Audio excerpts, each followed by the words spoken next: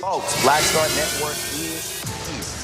Hold no punches. I'm real revolutionary right now. Support this man, Black Media. He makes sure that our stories are told. Thank you for being the voice of Black America, Roland. Stay black. I love y'all. All momentum we have now, we have to keep this going. The video looks phenomenal. See, there's a difference between Black Star Network and Black-owned media and something like CNN. You can't be Black-owned media and be scared. It's time to be smart. Bring your eyeballs home. You dig?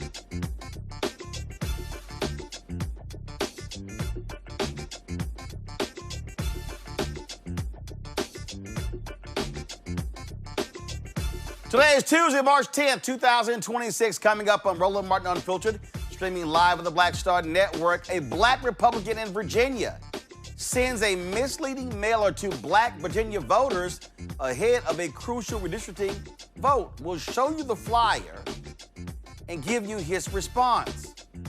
Also, he wouldn't come on our show. The twice-impeached, criminally convicted felon-in-chief Donald Trump is pushing the Senate to pass the Save America Act, which aims to suppress your vote. A Tennessee Republican state representative is pushing for history to be whitewashed, but gets called out by two Black Democrats and a Republican. We'll show you how she got fact-checked on the State House floor. The Treaty of 1866 guaranteed full citizenship for Black Creek Freedmen, yet Muscogee Nation leaders still have not complied since their Supreme Court rule. We'll be joined by attorney Damario Solomon-Simmons. Also, folks, tonight's Shop Black Star Network Marketplace, the founder of Ava's Pet Palace, started in 2016, 8 years old, has now turned her love of pets into a nationwide brand. Also, I got a few things to say about MAGA and Reverend Jackson, and also, I'm just going to leave it at that.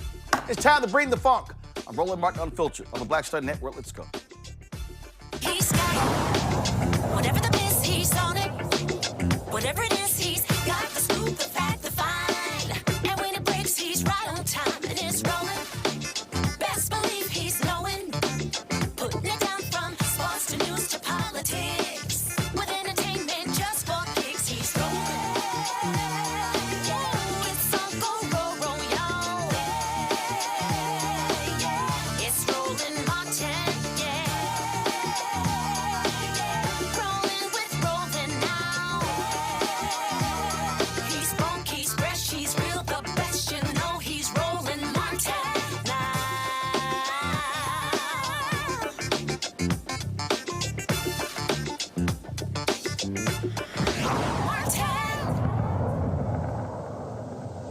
A Black Donald Trump supporter is misleading Black voters in Virginia. The Republican-aligned political group, Democracy and Justice PAC, chaired by former Virginia delegate A.C. Cordoza, is under fire for sending misleading mailers to Black voters ahead of the state's special redistricting election. The mailer compares the referendum to Jim Crow-era voter suppression. It includes images of Klansmen and civil rights marches urging voters to vote no on this measure that would allow the state to redraw its congressional districts. But it does not contain any detailed information about the referendum ballot measure itself. Virginia black leaders say the messaging is misinforming and divisive. The Virginia Legislative Black Caucus and the NAACP Virginia State Conference both support the referendum, arguing redistricting could protect fair representation and counter manipulative tactics and threaten civil rights. Now, the vote, of course, is part of a national fight over gerrymandering, as Republican-controlled states like Texas, North Carolina, Missouri, and others recently redrew maps in ways critics say weakens minority voting power. Democrats in Virginia are urging voters to vote yes on the referendum, which would allow the state to redraw its maps. Now, early voting runs now through April 18th, with a special election taking place on April 21st. Now, show the flyer again. Pull the flyer up. Pull the flyer up. Come on. Guys, could you please show? No, the flyer. We just showed the flyer. Thank you. Come on, show that. Yes. Okay, this is the flyer. Or freeze it. Just like Jim Crow, our ancestors fought to represent us. Now Richmond politicians are trying to take our districts away. Y'all, that's a lie. Let me be real clear. They're not taking away black districts. That is an absolute, fundamental, undeniable lie. Now, the brother who was behind this, we reached out to. Initially, he said yes, he would come on the show, but then he then called back and said, no, I can't do it. Yeah, I wonder why he sort of had that change of heart. So give me 1 second. I want to show y'all this here. So he sent us this statement, and let me provide it for y'all. Okay, give me 1 second. Okay, let's see here. All right then. You're not seeing my iPad. Here we go. All right, give me a second. I'm gonna show y'all this here, and so this is what. Let's see here. We're not showing me yet. All right, come on. Let's see what's going on here. Hopefully it connects now. All right. Okay, here we go. So this was a statement that A.C. Cardoza sent us. Y'all go ahead and y'all pull it up. Y'all have it there. No, y'all pull it up. Y'all have the statement. Pull the statement up. So he says, Richmond politicians have ripped apart majority-minority districts in order to increase the number of white representatives from Northern Virginia. Dan Helmer, Don Beyer, and others diluted African-American vote strength to increase their own power.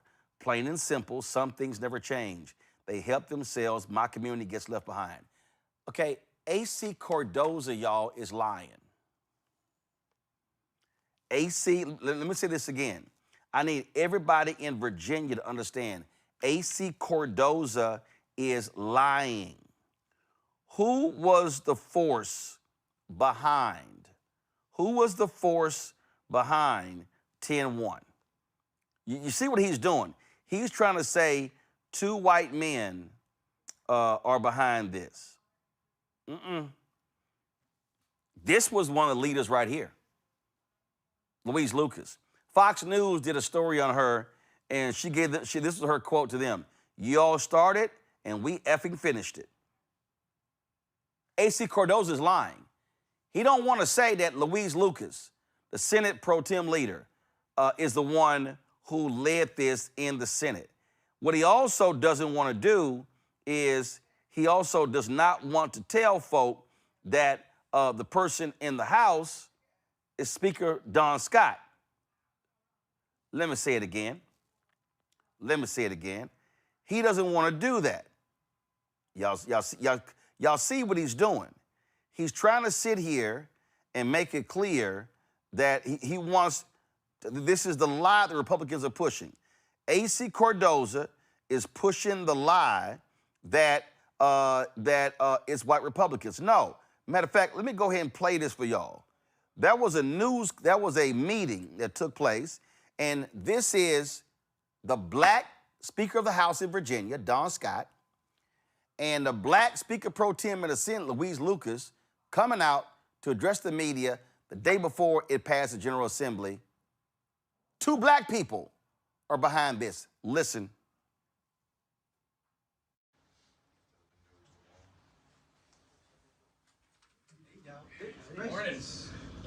Good morning, good morning, good morning. Look, Donald Trump knows he's going to lose the midterms. He knows it. That's why he's started this mess in the first place. I tried to tell you all that. First he calls Texas, give me more seats. Then that's not enough. So he calls North Carolina, Missouri, Ohio. I need more, I need more. Today we are leveling the playing field. These are not ordinary times, and Virginia will not sit on the sidelines while it happens. We made a promise to level the playing field, and today we're keeping our promise. Our maps are ready, Virginia's ready.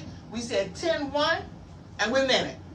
And we are proud to deliver a map that stands up for democracy, to stand up for Virginians, to stand up and give us a voice. He started this mess, and Virginia is going to finish it. Virginia to the rescue. Senator Lucas said it best. We've been working really hard to make sure that we got this delivered. This is about leveling the playing field across the country. Republicans are gerrymandering maps to override the will of the voters. We just saw it in Texas, North Carolina, and Missouri.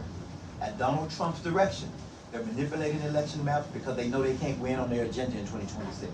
So instead of changing their ideas, they're trying to rig the system. A 10-1 map levels the playing field, and we're ready to move forward. Today we're making good on our promise by releasing the maps publicly. We're going to get them released either by the end of the day or early tomorrow. We'll get those maps released. And putting them out in the open and allowing them to be debated the way they should be in a democracy. We're going to leave it up to Virginia voters. The maps are ready. Virginia's ready. And as my senator said many times, 10-1. 10-1. Thank y'all. So again, A.C. Cardoza, now go back to my iPad. These are the 2 black people leading the effort in Virginia, not white Virginians. Oh, nice try. Y'all put a black Republican up.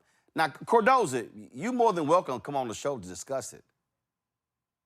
I mean, my producer reached out to you, and you said you were going to make some time, but then you're like, oh, no, I can't do it. Did somebody tell you not to come on my show, AC? I would love for you to come explain these flyers. Show them again. Show the flyers, okay? Roll the video out the flyer. Here we go. I want you to freeze it right there. Come on.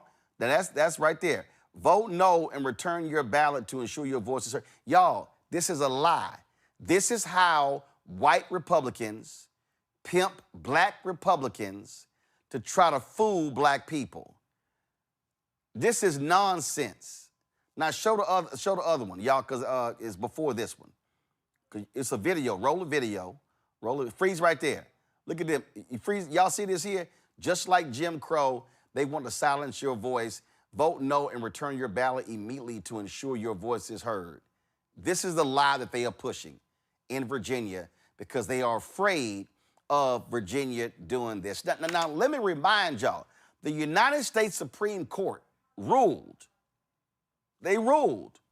that they have no role to play in political gerrymandering. Now, I would ask A.C. Cardoza, A.C., were you critical when Republicans in Texas created 5 seats in their favor? Were you critical when Republicans in Missouri took the congressional?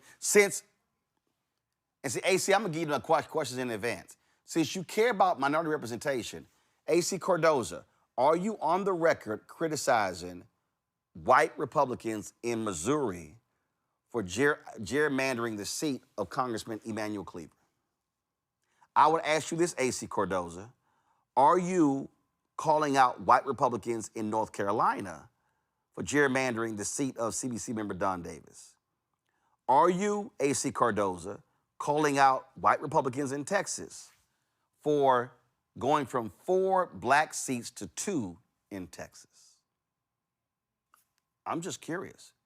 AC Cardoza, did you call out Governor Ron DeSantis 2 years ago when he redrew the lines in Florida that eliminated a black member of Congress?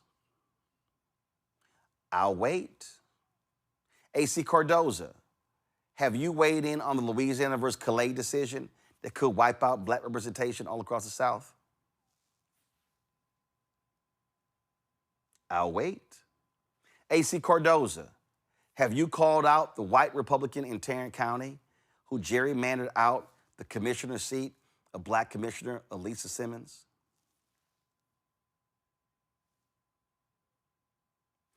To me, these are fair questions. If you are going to present a flyer saying this about Democrats in Virginia, are you quiet when white Republicans have done it across the country?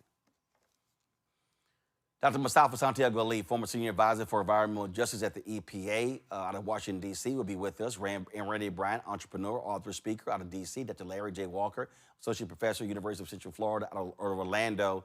Glad to have both of y'all here. Larry, I'll start with you. I'm just asking a very basic question. If A.C. Cardoza is concerned about black representation, was he silent when Republicans did this to black people all across the country? I think he probably was quiet, Larry.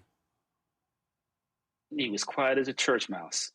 And you know, Roland, one of the problems when we see this, and we've seen this for the last several years, is when black folks are used as essentially as kind of a mask in terms of what right wingers are really trying to do to disenfranchise black voters. So this is just another example. Obviously, he doesn't want to come on your show and deal with any of this smoke, but it's always troubling to me to see a black face put on to, like I said, prevent black folks from making sure all the rights that we fought for over the centuries and throughout the Jim Crow era and fighting for the Voting Rights Act of 1965 to a position now where you say you have the two top representatives in both chambers are black folks who are fighting to challenge some of the issues you see in the state of Florida. You'll see redistricting coming up soon in April.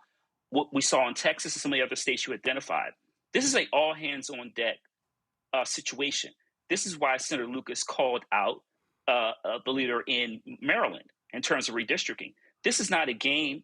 And if we don't take the necessary steps to address what's happening in Texas and some of the other states, black folks are going to be locked out, and it's going to dilute black political power. And this is ultimately what is the aim, to make sure they also rig the game in terms of more white males hold positions of power. And once again, they'll continue to dismantle all these programs that black folks have fought through the civil rights era.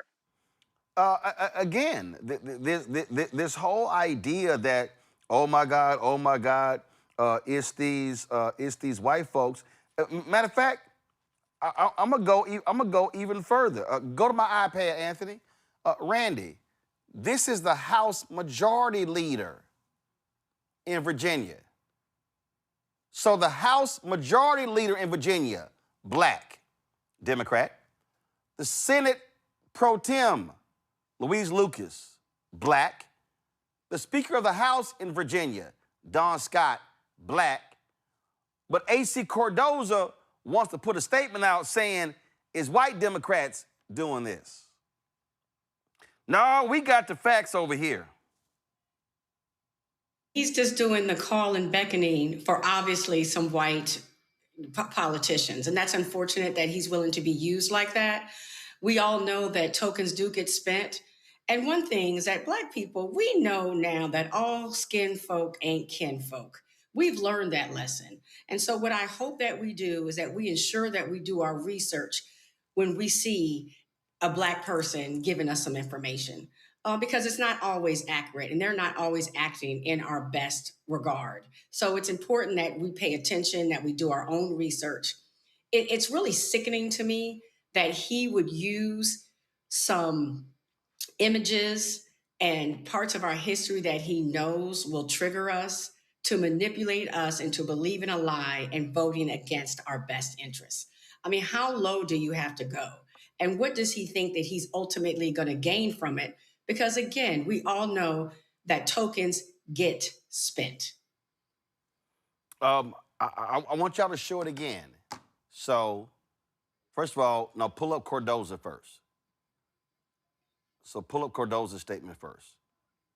Okay, y'all. This right here, this is the black Republican in Virginia who said Richmond politicians have ripped apart majority-minority districts in order to increase the number of white representatives from Northern Virginia.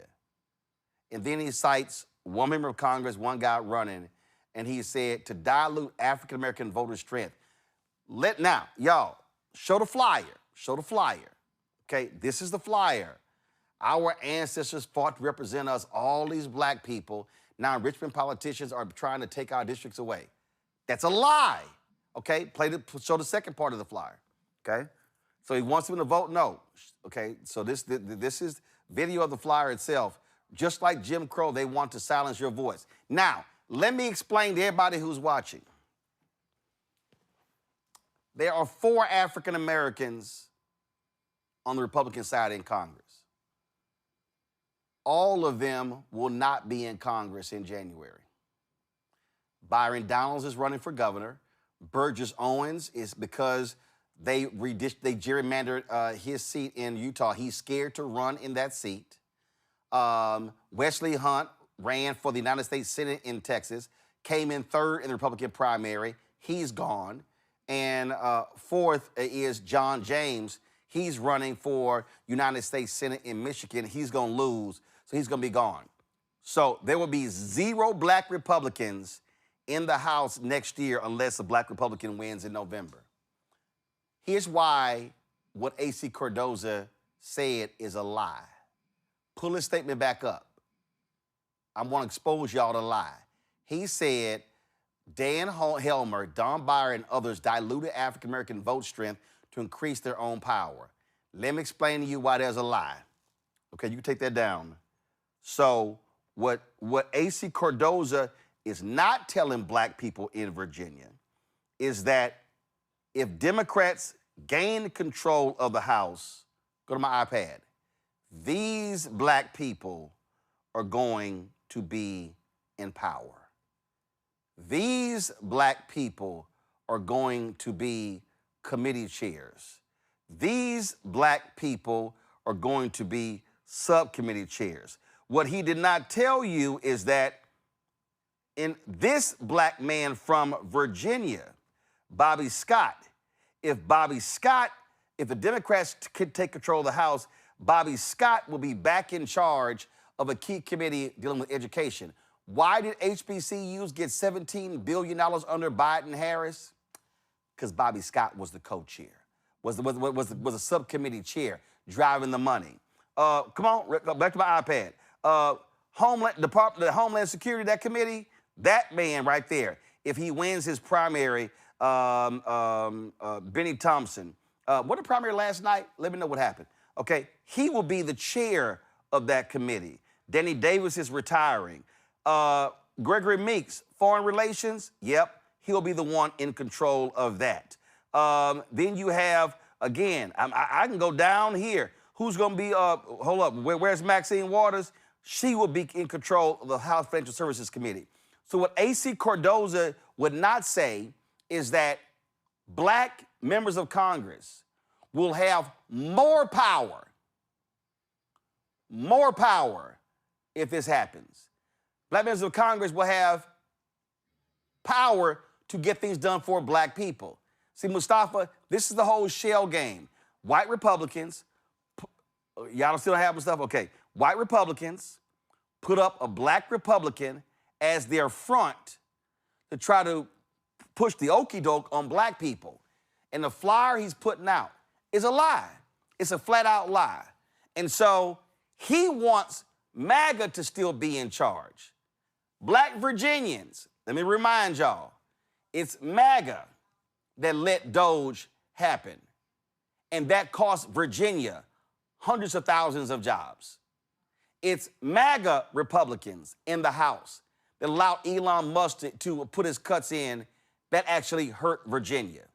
It's MAGA Republicans that stood with Donald Trump and caused Texas to change there. It's MAGA Republicans that cut the grants for black health and black businesses and has actually impacted black businesses all across the country by freezing contracts.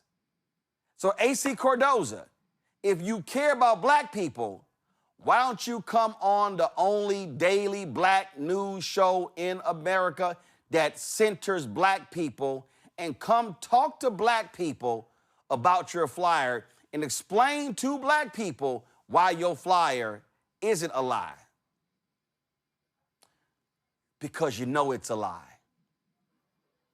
and you don't want to be exposed for being a modern day Isaiah T. Montgomery. Google it and you'll understand. I'll be back. Hold up, before I do that, let me remind people, right now in Virginia, early voting has already started in Virginia. It ends April 18th. Every black person in Virginia should be voting yes for the 10-1 plan. Every black person in Virginia should be calling their children, their neighbors, their church members. They should be calling everybody saying, vote yes. If you are mad that the Republicans screwed over Jasmine Crockett and screwed over Al Green and screwed over the seat of the late Sheila Jackson Lee and Sylvester Turner and screwed over Mark Vesey, all African Americans, if you black Virginians are mad that the Republicans screwed over Congressman Emanuel Cleaver, my alpha brother, pastor in Kansas City, if y'all are mad that they screwed over black Democrat Don Davis in North Carolina, if y'all are mad that Ron DeSantis screwed out over black people by eliminating a district in Florida, if black Virginians, if you are mad that Republicans are trying to get rid of the black districts in Louisiana, they want to get rid of the black districts in Alabama, your vote is simple. Yes. And black people should be turning out in massive numbers in Virginia to tell Republicans, we're going to show y'all what black power is like in 2026. Early voting is now through April 18th. Election day, April 21st. Let's send MAGA a message. You want to mess with black folks in Texas, we're going to get you straight in Virginia. I'll be right back. With medicine and science under attack, I want to keep you and your family informed and healthy. I'm Dr. Ebony Hilton, and I knew at the age of 8 that I wanted to be a doctor. So I studied hard and became the first African-American female anesthesiologist hired at the Medical University of South Carolina since its opening in 1824. And I always say I was made into a doctor, but I was born to be a mom. And as a new mom, wife, sister, daughter, and friend, I understand how frightening a medical crisis can be. I care for individuals on some of the worst days of their lives, and it's my mission to provide you with a safe space to gain clarity on issues affecting your mind, body, and soul.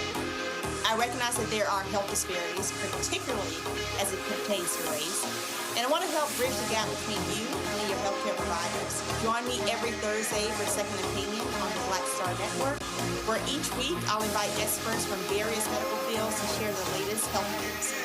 We'll discuss topics such as the vaccine debate, mental and sexual health, medical bias, infertility, menopause, andropause, nutrition, and aging. Together with my medical colleagues, we aim to provide you with a second opinion. Don't miss it, Thursdays only on the Black Star Network. This is Bill Duke, and you're watching the Black Star Network.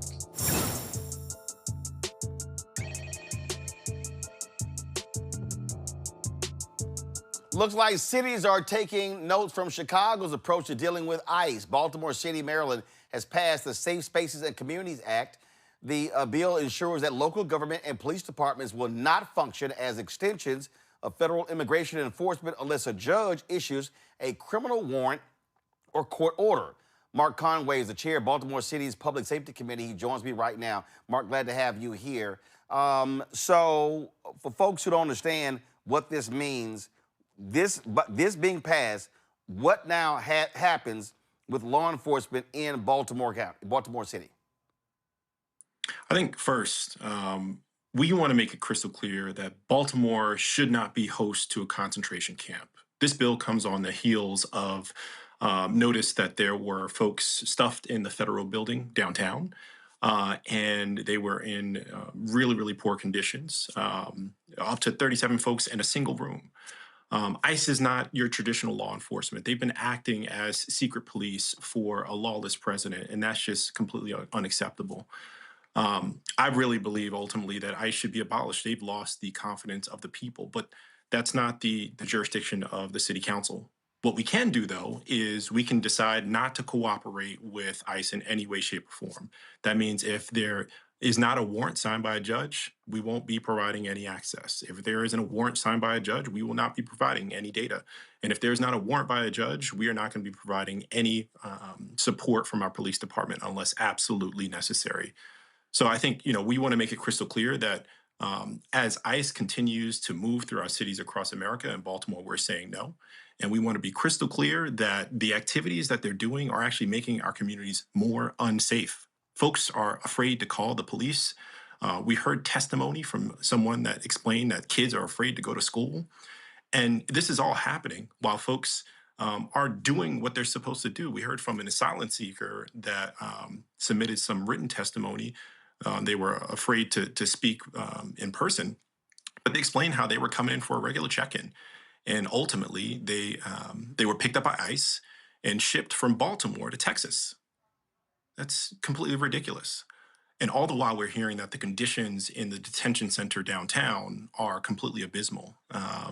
We heard from a first responder who went in there and talked about hordes of people packed into a single room unsanitarily and really not having some of the basic necessities. So I think, Baltimore wants to be crystal clear. We're not going to participate in the atrocities of ICE, whether it's the actual picking up of immigrants on the streets or the detention in the federal building downtown.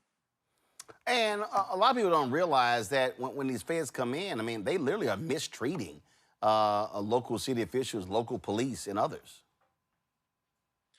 Yeah, I think essentially they are working with a blank check. They have carte blanche, and we've already heard of multiple folks killed by ICE officers, and we've seen the administration make excuses or make up not even excuses, flat out lies for the activities of ICE agents. That's completely unacceptable. We want no part of that. And I think for all the work that we've been doing in Baltimore to improve public safety, the last thing we want is for people not to trust law enforcement.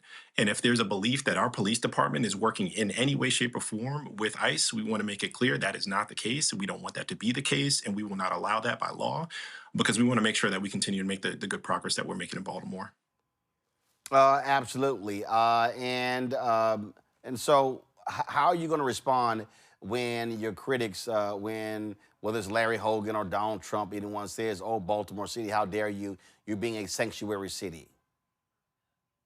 I think, at the end of the day, we want to be a city that is inviting. We want to be a city that is healthy and thriving. And immigrants add so much to what Baltimore is and is becoming. And we want that to continue. And we don't want to scare folks away or treat them unfairly. But I think at the very basis of this, I think ICE's activities threaten basic civil liberties for even Americans.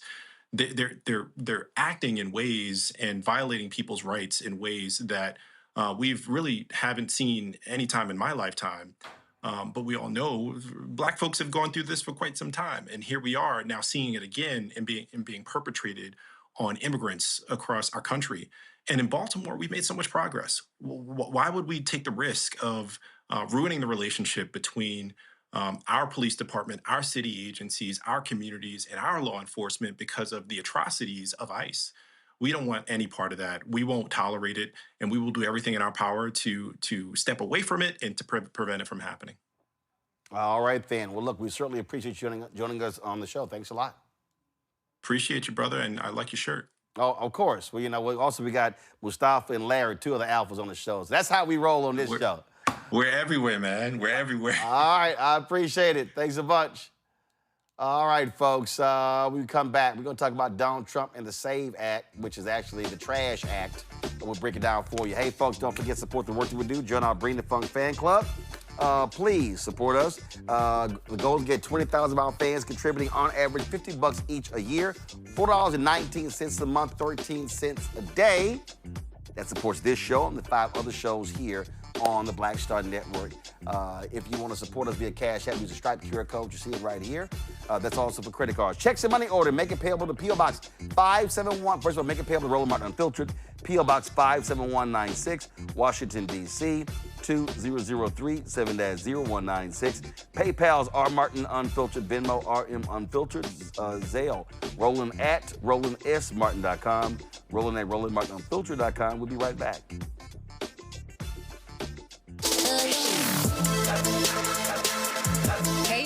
Welcome to The Other Side of Change, only on the Black Star Network and hosted by myself, Bria Baker, and my good sis, Jamira Burley.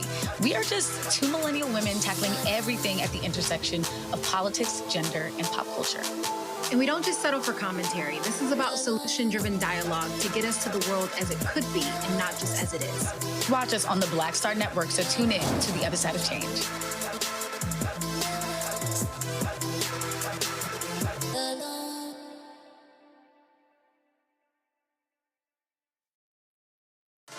A decade of love, joy, and power. Black Voters Matter is 10 years old, and we are just getting started. This is love with a purpose. This is Black joy in motion. This is unstoppable power. Across campuses, neighborhoods, and back roads. Let's go!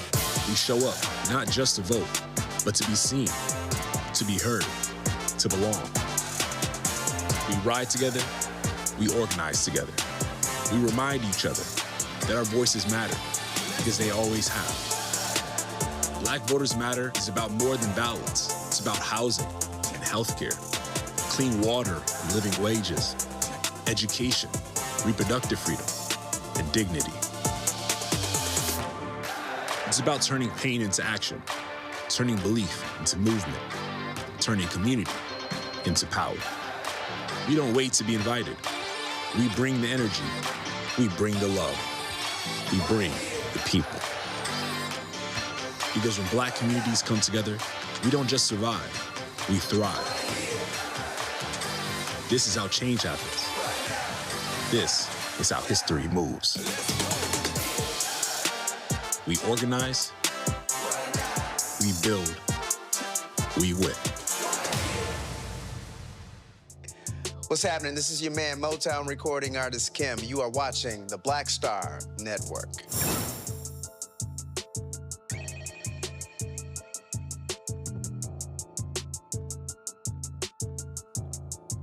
Well, Donald Trump is used to lying, and now he's pushing House Republicans, not House Republicans, Senate Republicans, already passed the House, y'all, to pass a major partisan elections bill with new provisions, saying it should be the GOP's #1 priority. He's already told them he ain't even gonna sign any bill until they pass this. Now, the House has already passed 2 versions of what is now called the Save America Act that will institute tough new citizenship and photo ID requirements for voting. It's now awaiting a Senate vote. Majority Leader John Thune is committed to calling it up, but he said he is not going to change the filibuster rules. He says it is certain to be blocked by Democrats under the chamber's 60-vote filibuster threshold. Now, if you want to understand why Trump and Republicans are pushing so hard for this, well, he made it clear. They're doing everything possible because they know if we get this, they probably won't win an election for 50 years, okay? And maybe longer. And they're going to fight like hell.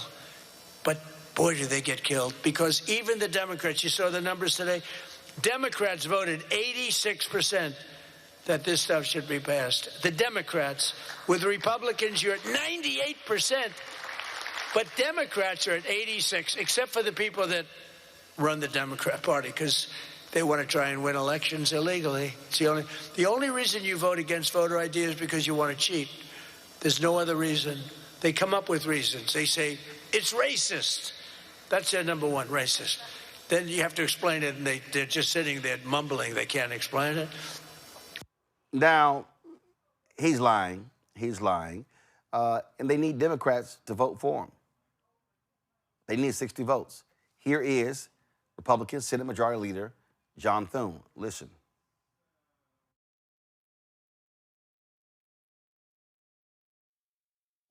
President Trump told me yesterday that it would take Democratic votes to pass the Save America Act. Do you think the MAGA base has an unrealistic expectation of passing that legislation without Democrat support? I think there are a lot of optimistic views about what Democrats may or may not do. We all know, because we deal with them every day, that the Democrats are not all of a sudden going to decide that this is something they want to be for. So yeah, again, I mean, I think you have a lot of optimists out there, and I appreciate that, and a lot of passion and energy behind getting an outcome here. But getting an outcome would require Democrat votes, and we'll give them a chance. Like I said, they'll have that opportunity to vote one way or the other on this. But I would be very, very surprised. Does it make it more difficult that the president keeps adding pieces of policy to this legislation? Would it be better if you just had a straight up or down vote on photo ID or citizenship, for instance? We certainly want to vote on the issues that came over from the House. The president has since that time added some additional components to his request, which we will figure out a way to get votes on as well. But obviously, I think the core issue with respect to the Save America Act is ensuring that non-citizens aren't voting in American elections, that only citizens are voting in our elections, and that they have to be citizens to register to vote, and they have to be citizens to vote. Y'all, that's already the law. It's literally already the law. I mean, that's the BS that they're playing. And so they're trying to say, 86%. Do Democrats support using an ID? Yeah. Right now, you can use an ID. This is my driver's license. This is my Texas driver's license. What they are saying is, I can't use this to vote. I'm going to need to use my passport. That means that if you don't have a passport, you got to buy a passport. That's going to cost you money. Do you see what they're doing? Y'all, so this idea, the SAVE Act, it's no big deal. They're lying. Back to my panel, Mustafa. We see what these guys are doing. We see the lies that they're telling, and they're going to keep telling those lies. Yeah, I mean, the SAVE Act actually costs people money. It costs people their freedom and their dignity related to democracy. So let's be very clear that this is just another set of intentional actions to stop people from voting or to shrink the margins. We all know that the majority of Americans don't travel outside the country. Most people don't have a passport. So they know the numbers. They've run them. They understand what will shrink these margins and give them a better opportunity to hold on to power and these policies that the vast majority of people in the country are not supportive of right now. So this is, once again, another game of voter suppression. Absolutely. Randy, of course, one of the issues that has been talked about is the impact on married women because they're demanding you use your birth certificate. All right, so here's Chief Liar Carolyn Levitt talking about that. And as far as married women who have changed their name, if they're already registered to vote, they're entirely unaffected by the SAVE Act. And for the small fraction of individuals who have changed their name or their address, they can still register to vote. Of course, they just have to go through their state processes to update that documentation. And this is something that the American people, married women and minorities and people all across this country who Democrats are insultingly saying cannot do this, they're already doing it every day, going to the Social Security office, going to the DMV, and I think it's frankly insulting that the Democrats are saying that there are certain groups of people in this country who aren't smart enough to update their documentation to allow them to vote. That's the lie they're pushing, Randy. About it a few times, and we have to be honest that they, just like they want to run the country, they only really want rich white males to vote. As Mustafa was just saying, only 50% of Americans have a passport. So, and usually those are people who are traveling extensively. That is not a luxury that most Americans, or at least half of Americans, have. So they're going to discount those people. Then with the SAVE Act, because they're talking about looking at our last names, improving, our citizenship, that will discount married women. It is true. Especially if your documentation does not match. I just want to say it again. It is already law that you have to prove your citizenship to vote. They're just trying to make it more difficult so we can be disqualified. So if you don't have a passport, but let's talk about how many people truly don't have their birth certificates anymore, particularly disenfranchised people like the Black community. Let's not act as if we came over in normal ways. We understand that we don't have our documentation oftentimes.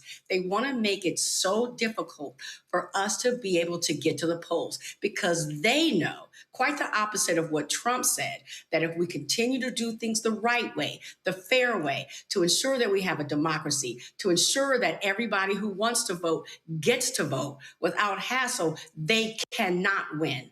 And the only way they can win is squeeze the rest of us out to make it so incredibly difficult for us to vote. The White House, this is what they actually put on Twitter, y'all.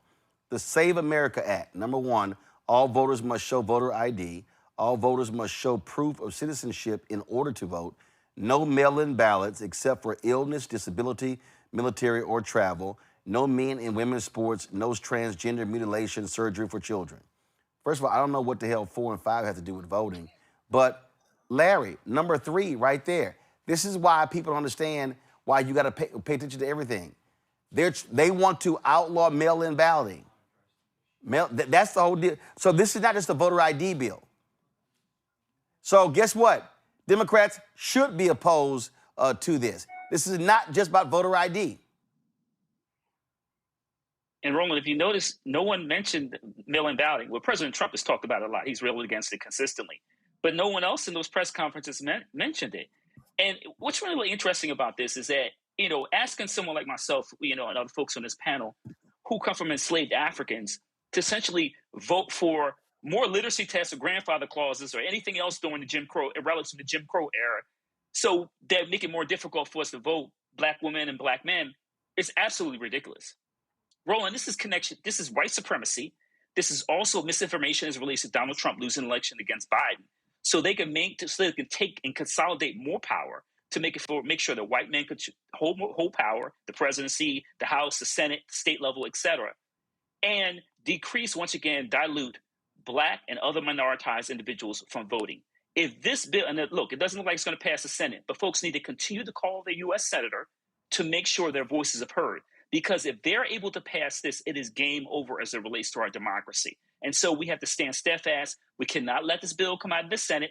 Obviously, we heard about the filibuster, but you can't. These are people that will change laws, change their minds at the last minute. You cannot trust Thune or any other policymakers, senators who are standing behind him, because if they realize at some point, hey, maybe this is not such a bad idea, and they get rid of the filibuster, crazier things have happened, then we'll be in dire situation. Yeah, I mean, we know exactly what's going on here. We know exactly what you're going to have to pay for. And what they're trying to do, you got this idiot Glenn Beck, oh my God, if you don't pass the SAVE Act, this is going to be the death of the Republic. No, y'all, they've done these analyses. Virtually, it's already against the law to be a non-citizen and vote, Mustafa. So you want to pass something else when you already have a law? No, the real issue here is they want to make it difficult. They're saying that my Texas driver's license or real ID is not good enough. We're going to create another form of ID that you have to use. Yeah, they're trying to create these layers. And by creating these layers, it makes it so much more difficult for people to fully participate in the process. Here's the thing. I travel all over the world. I have seen how other countries handle voting. The United States of America is supposed to be a democracy. It is supposed to be trying to get other countries to become a democracy. A part of democracy is the ability to be able to vote, and they are making that incredibly difficult. So what they're also saying is that, they're creating a faux democracy, actually, by these additional challenges and hurdles that they continue to put in front of folks. But as Larry has said, and others have shared, this is just a part of history of trying to hold on to power, of trying to make sure that you tilt, the elections in your direction. So folks just need to pay attention. They need to get engaged. If you don't believe in this, then you should make sure that you're speaking out, whether you're sending an email or making a phone call or whatever it might be, because this is incredibly serious, because we continue to see folks trying to chip away at democracy. And this is one of those major steps that, if allowed to move forward, folks will see, real impacts to who shows up, how folks show up, and who's afraid to show up. Here's Congressman Jim McGovern on this so-called Save America Act. I'm reading the bill. This is the Save America Act. I have news from my Republican friends. Americans don't want to be saved by you. They don't want you screwing up the next elections. They don't want you to make it more difficult for them to participate in the next election. And they certainly do not want to have states' voting rolls turned over to Kristi Noem, who right now is overseeing a government agency that is killing innocent Americans in our streets. I mean, this is crazy. So let me just start off this hearing by stating some facts. There is no widespread voter fraud in the United States of America. It is simply not true to say that voter fraud or non-citizens voting is a massive widespread issue. That is not to say that that our system is perfect. We face issues when it comes to cyber attacks, foreign disinformation, intimidation, and violence against election workers. Those are all important issues that we should be addressing today, but we are not. We are not. Instead, we're considering a bill that is fundamentally predicated on a lie. There is extensive documentary evidence that voter fraud, voter impersonation, and non-citizens voting is not a widespread issue. It is a myth perpetrated by people whose real goal is to suppress the rights of American citizens, citizens who are legally and constitutionally entitled to cast their ballot, and to prevent American citizens from participating in our elections. Republicans are pushing the Save America Act because they want fewer Americans to vote. It's that simple. Republicans have looked high and low to find fraud. And you know what they've found? Someone is more likely to get struck by lightning than to vote illegally. Are you calling me racist? I'm reading the bill. So what y'all got to say? I mean, this is the truth about it, and they don't want to accept the reality of it. They're lying. They're lying, Randy. They are lying.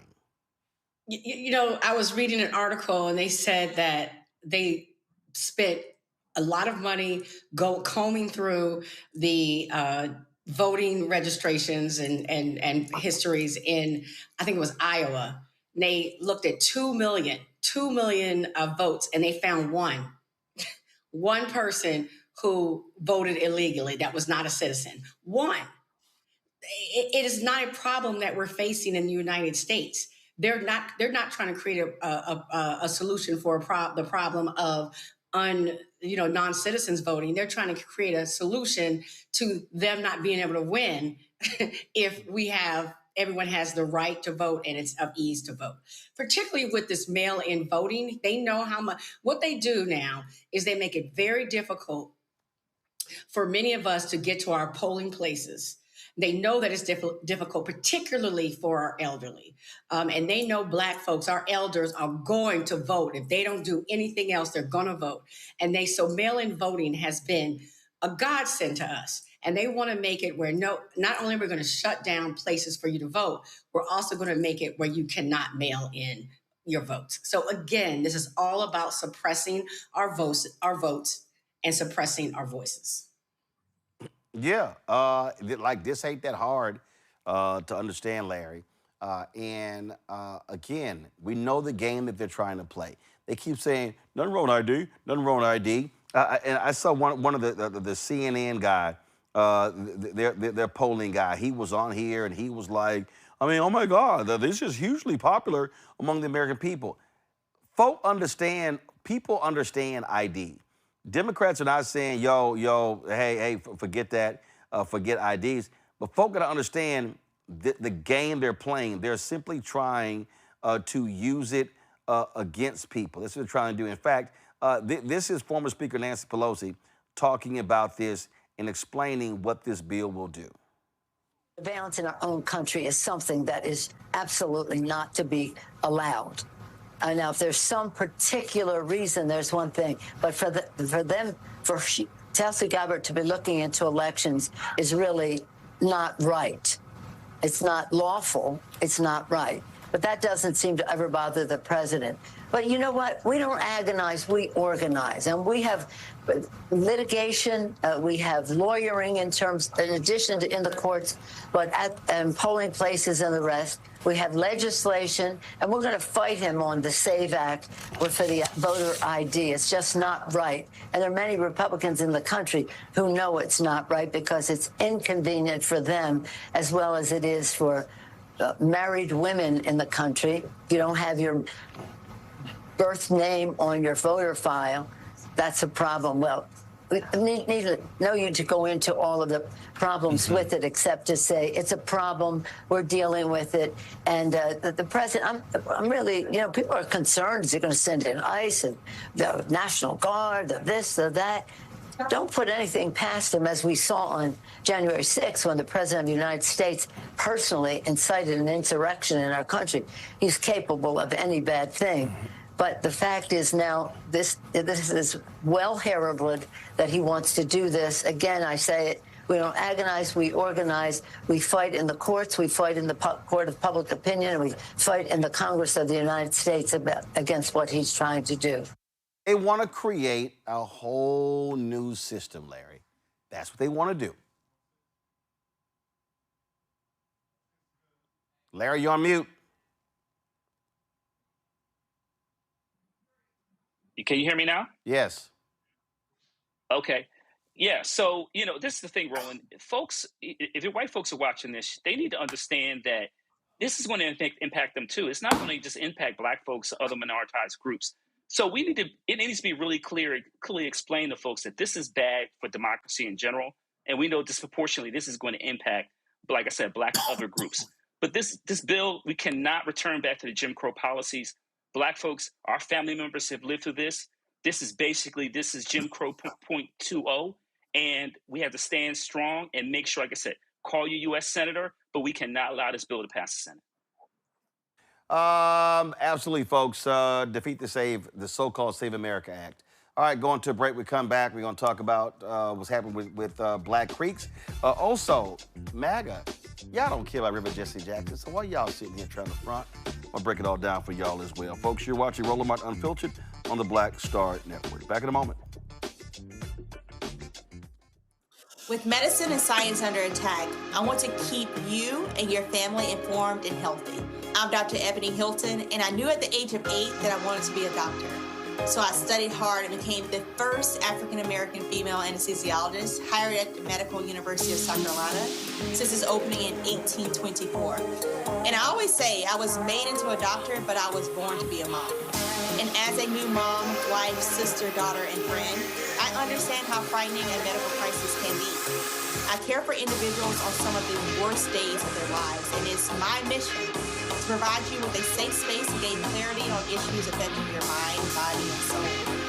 I recognize that there are health disparities, particularly as it pertains to race, and I want to help bridge the gap between you and your healthcare providers. Join me every Thursday for Second Opinion on the Black Star Network, where each week I'll invite experts from various medical fields to share the latest health news. We'll discuss topics such as the vaccine debate, mental and sexual health, medical bias, infertility, menopause, andropause, nutrition, and aging. Together with my medical colleagues, we aim to provide you with a second opinion. Don't miss it, Thursdays only on the Black Star Network.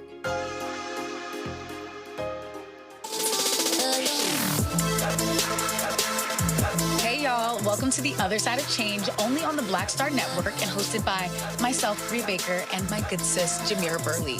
We are just two millennial women tackling everything at the intersection of politics, gender, and pop culture.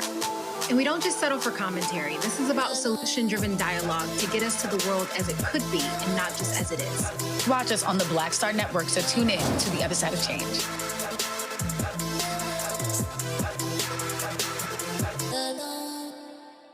Hey, I'm Malcolm Lee, and you're watching the Black Star Network.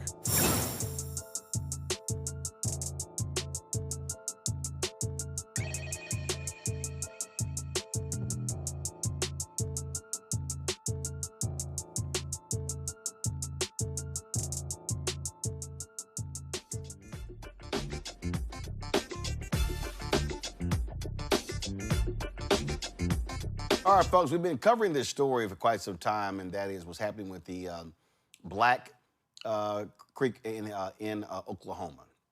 Attorneys representing the Black Creek Freedmen have filed 3 motions to compel Principal Chief David Hill and the Muscogee Nation Citizenship Board to comply with the ruling of the nation's Supreme Court in the Treaty of 1866. Following the ruling in July at the Muscogee Nation Supreme Court, they said unanimously affirmed that Black Creek Freedmen are full citizens of the nation under the Treaty of 1866. Attorneys Rhonda Grayson and Jeff Kennedy state that Principal Chief David Hill and the Citizenship Board have engaged in months of ongoing delays and willful noncompliance with the ruling. Damario Solomon-Simmons, of course, civil rights attorney, founder of Justice for Greenwood, joins us right now. Okay, so they made the ruling. So, like, what's the deal? That was July. That's more than... Yeah, been 30... It's 8 months ago. Yeah, 8 months, almost a year, 31 weeks ago, we had a 5-0 decision that said that Black Creeks, which are about 100,000 of us throughout the nation, have the same citizenship rights of all other creeks, and yet they are standing in the way. And you guys were just talking about voter suppression and all that stuff, and that's what this case is about. And as we know, when you deny Black folks the right to participate in the democracy and the right to participate to vote, that is an assault not just on the individual Black folks in Texas or Georgia or the Muscogee Creek Nation. It is an assault on Black political power everywhere it is. And that's what's happening right here at Roland. Right now, Chief Hill is standing in the doorway the same way that Governor George Wallace stood in the doorway at the University of Alabama and wouldn't allow those Black students to integrate.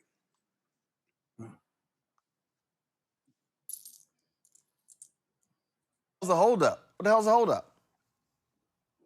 Roland, the holdup, only thing we can see here is anti-Black discrimination, right? Because the rule of law has already decided, their own Supreme Court. So not only is the treaty federal law, so under our Constitution, for those who are listening, under our Constitution, the United States Constitution is the highest form of law in the land. But number 2 are treaties. So this treaty, which is in force, is a supreme law of the land only subservient to the Constitution. That's on the federal side. But the Creek Nation's own Supreme Court, 5-0, decided that Creeks of African descent are entitled to full citizenship, and yet they are not allowing us in, and it is nothing but anti-Black discrimination. And Roland, right now, today, as I speak, there's an estimated 4,000 applications that are just sitting in the Muscogee Creek Nation Citizenship Office that is not, they are not being approved and processed. Over 4,000.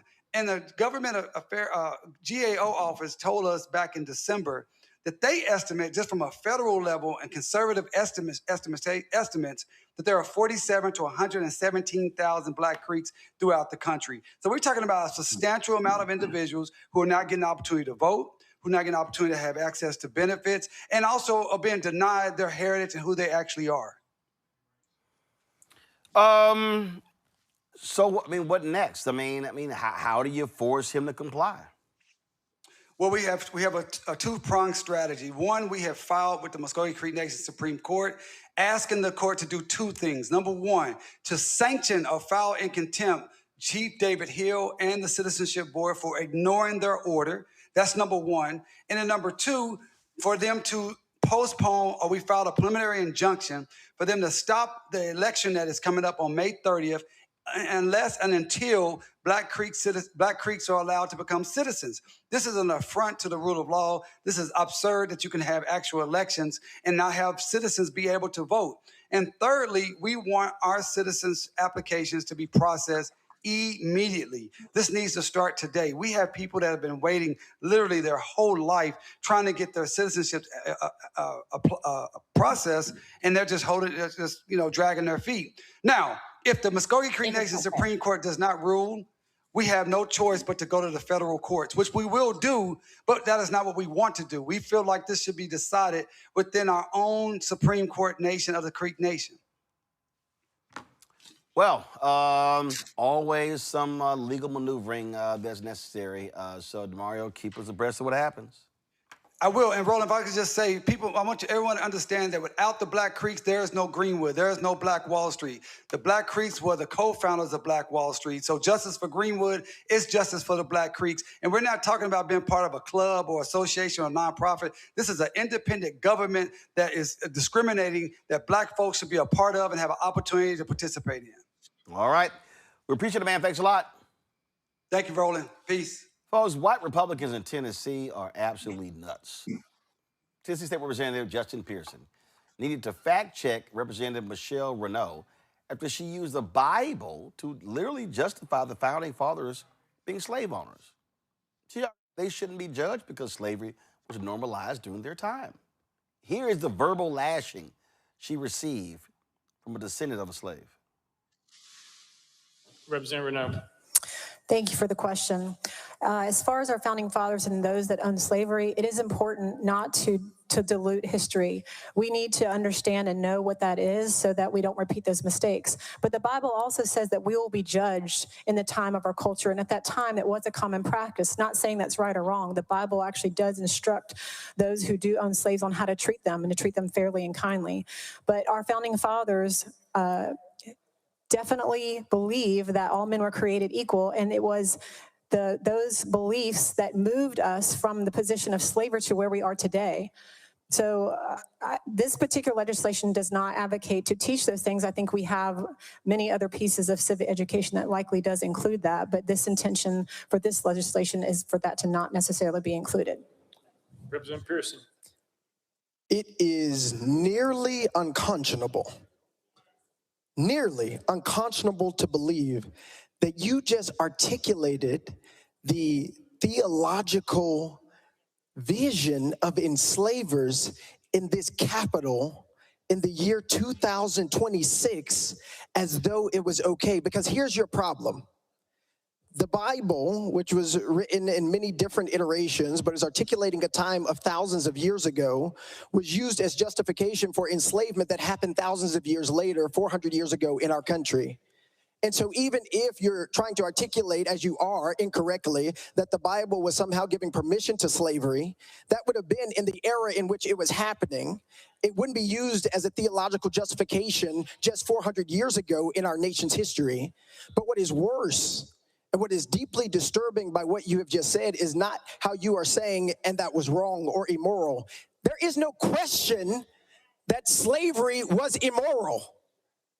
And you shouldn't need a Bible to know that.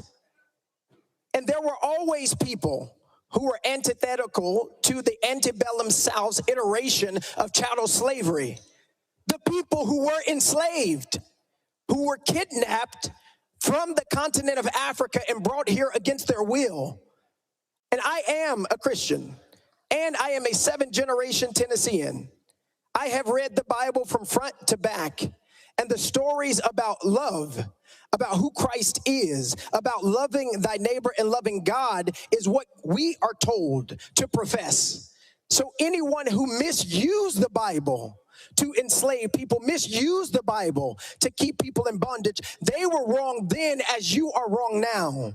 I refuse to support this legislation because the lens by which you are viewing the world is toxic, is damning, is wrong, and is immoral. And you, my fellow colleagues, should do much more work in understanding the history of this country and understanding the history of enslavement and the consequences that it continues to wreak and the barriers it continues to create in this state and around the country. No one should ever be able to use Christianity as justification for the enslavement of people, especially not someone who has the audacity to call themselves a legislator. Oh, that wasn't just it. State Rep Sam McKenzie also fact-checked her after she falsely said that all men are created equal, that it applied to slaves when the Declaration of Independence was written. Yo, seriously, press play. We hold these truths to be self-evident that all men are created equal. Was that a lie? And are we going to teach that?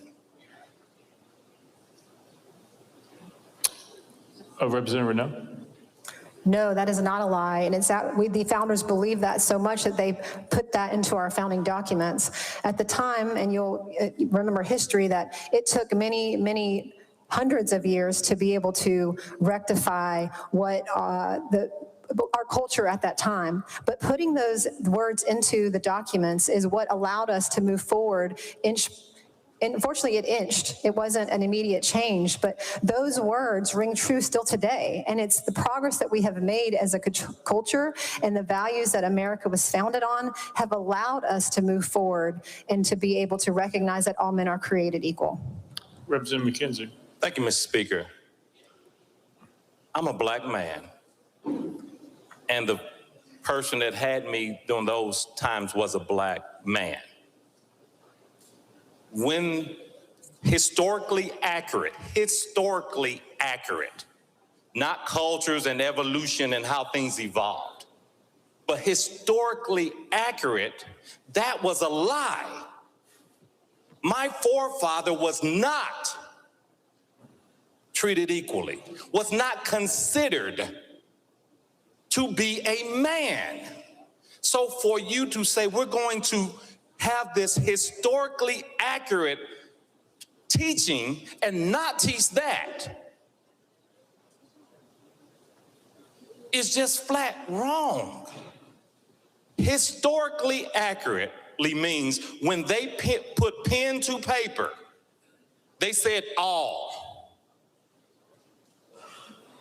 They did not mean all. That's all. They did not mean all. So if we're going to do this historically accurately, let's do it.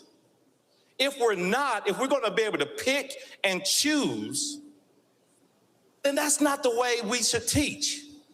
And say that this is now a historically accurate statement, since we've evolved and we've got better and we've understood the mistakes of the past.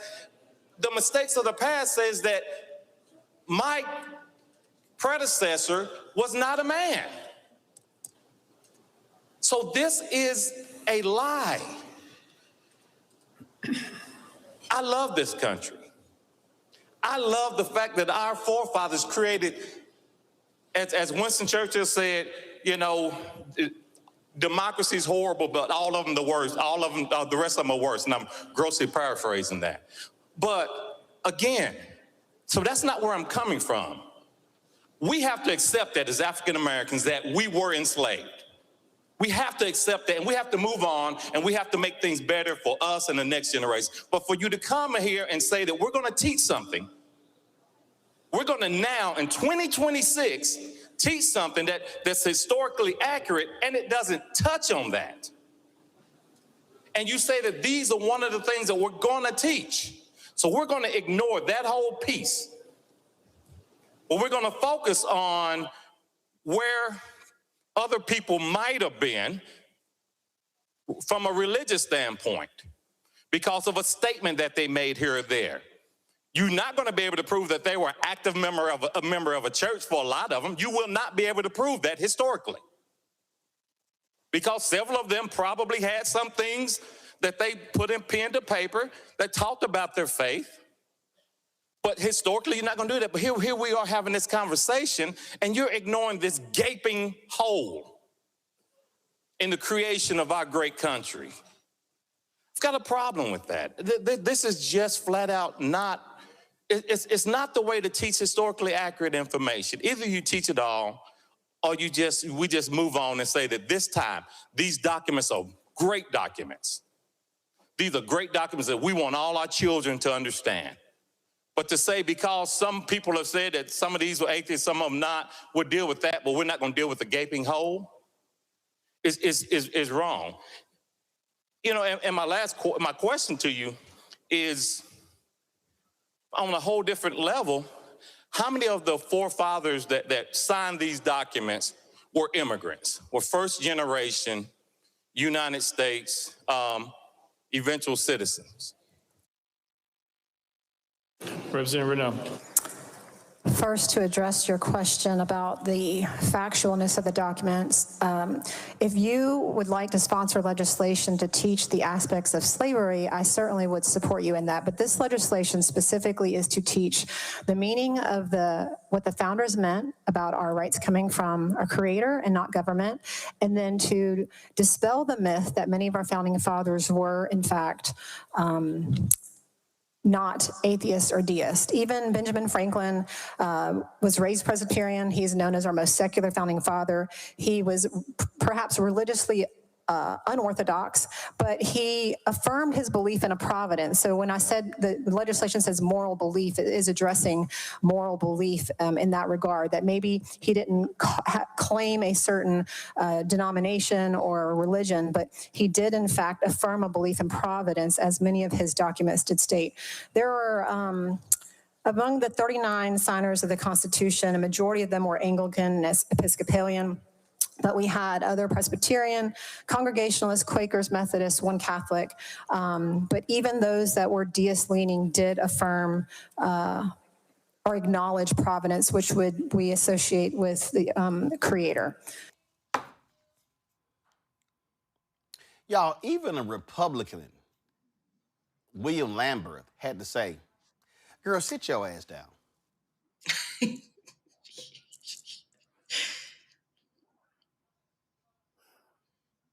My friend from Knox County, if we're going to teach history, let's teach history. Some of our history is ugly in this country, and there are people over the years that have twisted and poisoned what the Bible says to try to justify an evil act. I stand as a member of the party of Lincoln that he founded. Slavery was, is, and will forever be an evil stain on our country's history. It hurt then, it hurts now, it lingers in the heart of every one of us. The amendment says that this has to be historically accurate and devoid of politically advocacy, that they're gonna have to pick a video to teach about this. I don't know about the sponsor, but I know my friend from Knox County is gonna be watching real close to see what that video says, and I will be too. Because if it's not historically accurate, if it doesn't talk about the evil of slavery and the struggles that our country have been through every day from then till now, because some person thought it was okay to sell an individual to another individual. It was evil then, it's evil now, it will forever be evil. This is not partisan. If you're on this floor and you are a racist, you cannot be Christian. You could be Christian or you could be racist. You can choose God and you can choose love, or you can choose hate. You cannot choose both. So surely to goodness we can stand together on this to say this should be historically accurate. But again, they're going to pick a video here to make it historically accurate.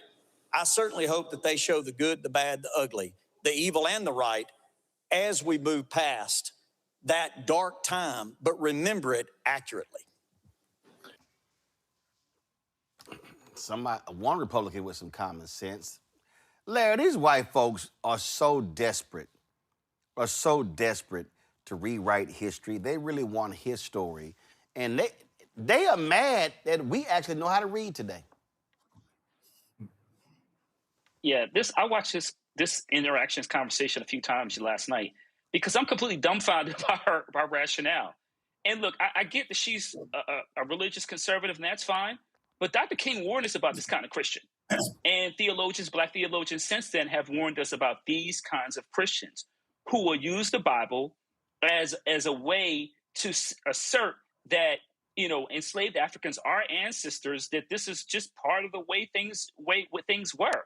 And as Representative highlighted, it's in complete contradiction what it means to be Christian. And certainly the Christianity in terms of the way I was raised in AME church. So we need to call people out like this for their hypocrisy. And also, when I look at her bio, her mom immigrated from somewhere else outside the United States. How dare you have the audacity to tell someone like myself and our colleagues we saw there on the Tennessee floor that somehow we're talking about how things were back in the day, and it didn't apply to necessarily those enslaved Africans, and this rationale about how to treat your slaves well. My ancestors weren't treated well. particularly black women who were enslaved. Let's be clear about that. So this is ludicrous. I'm glad they checked her, and we need more white Republicans to offer a counter narrative to talk about, once again, we talked about a dark period in our history. It is part of U.S. history, and that the lineage of those challenges from that time continue today for Black folks. Randy, I know of a very hardcore Christian. I mean, he was a Bible-believing, Jesus-loving, hardcore Christian. Let me show you right here. Come on, guys. Come on. Guys, come on. That's John Brown. John Brown was a hardcore Christian, and he despised slavery. Oh, I'm sorry. She ain't talking about those kind of Christians, Randy. No, she's absolutely not talking about those kind of Christians. And when I tell you I watched this, my stomach just got so tight. Let me tell you what bothers me. I mean, one, when has any enslaved person been treated fairly? The fact that she would suggest that there was fairness in the institution whatsoever and that people were ever treated fairly just, it angers me so much. But I'm going to tell you what angers me even more. When you see people of a minority group, and her ethnicity is Korean, beating this conservative Christian drum that is honestly, at this point, when you talk about white Christian nationalists, it is white supremacy. Just how dare she? It is so the antithesis of what life really would be for her. If you look at the way Koreans were abused on sugar plantations in Hawaii, if you look at the way that they were mistreated and abused and called out during the COVID crisis, all Asians were.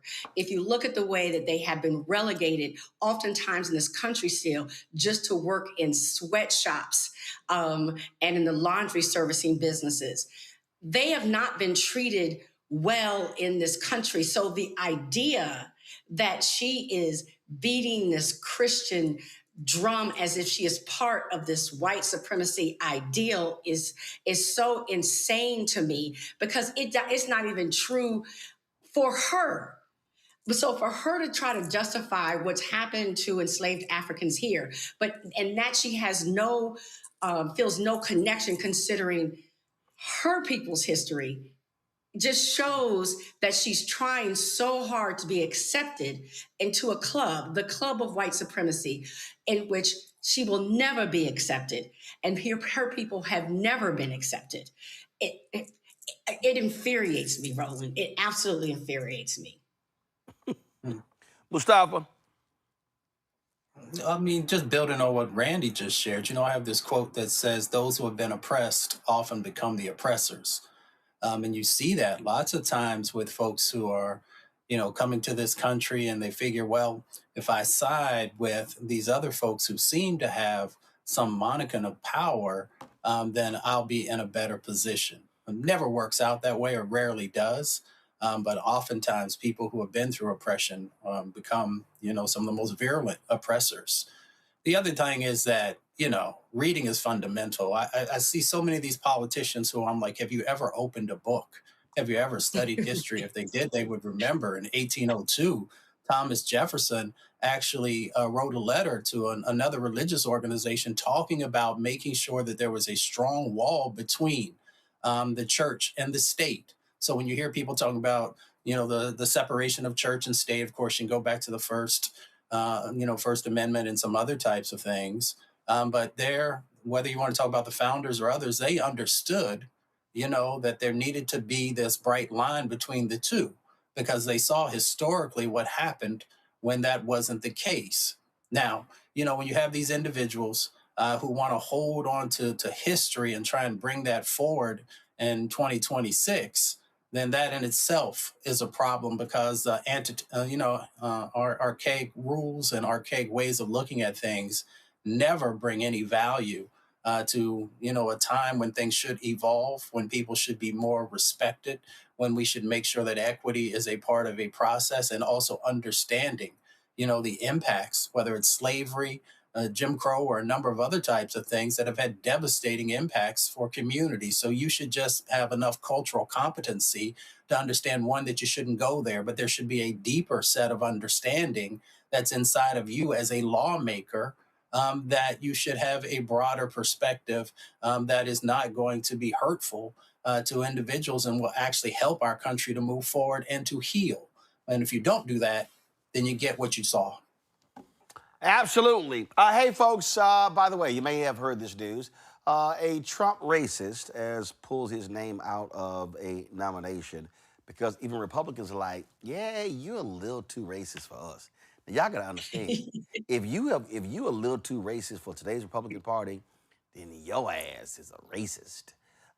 Jeremy Carl, of course, with the Claremont Institute, he actually was nominated. Guys, okay, y'all gonna make me cuss live, but I'm trying not to. All right, Jeremy Carl, he wrote a book dealing with white culture, and he was nominated for a position in the State Department.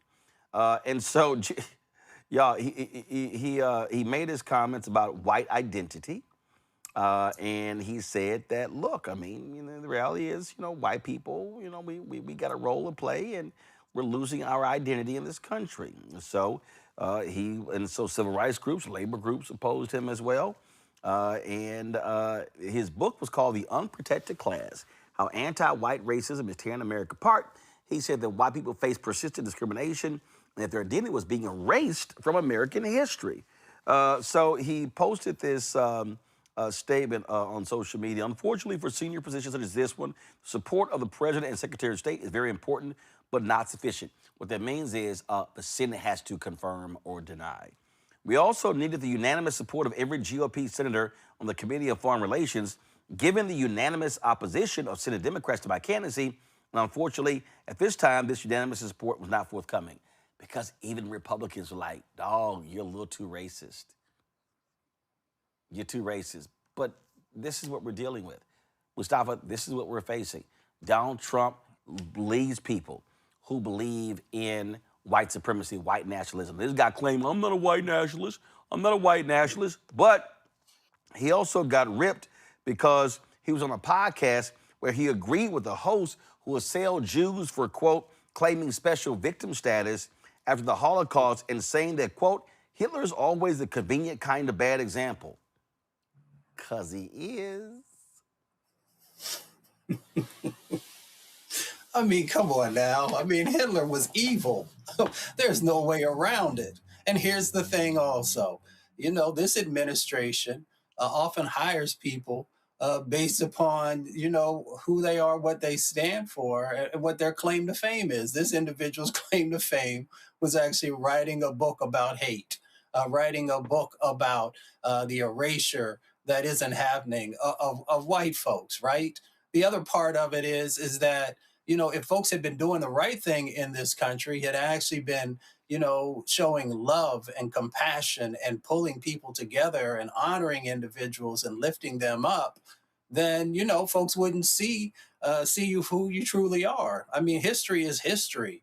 If you have, caused genocide for indigenous people, if you have enslaved Africans and brought them here so you could have free labor, so your country could have a bigger economic GDP, if you had not done the things that you did to Japanese folks. I mean, I can go down the laundry list of the things that are historical fact. And the reason why people look at you the way that you do is because of who you are. And who you have been. So if you want to change, now's your opportunity to actually put forward policies that help the country to heal, but that has not been a part of this administration.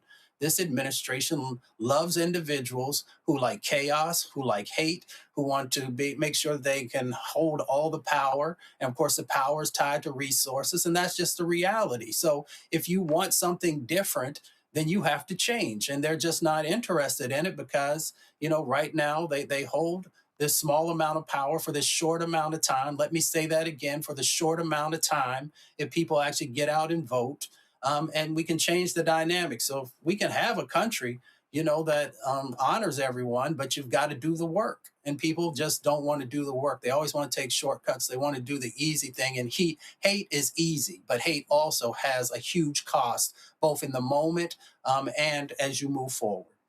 Larry?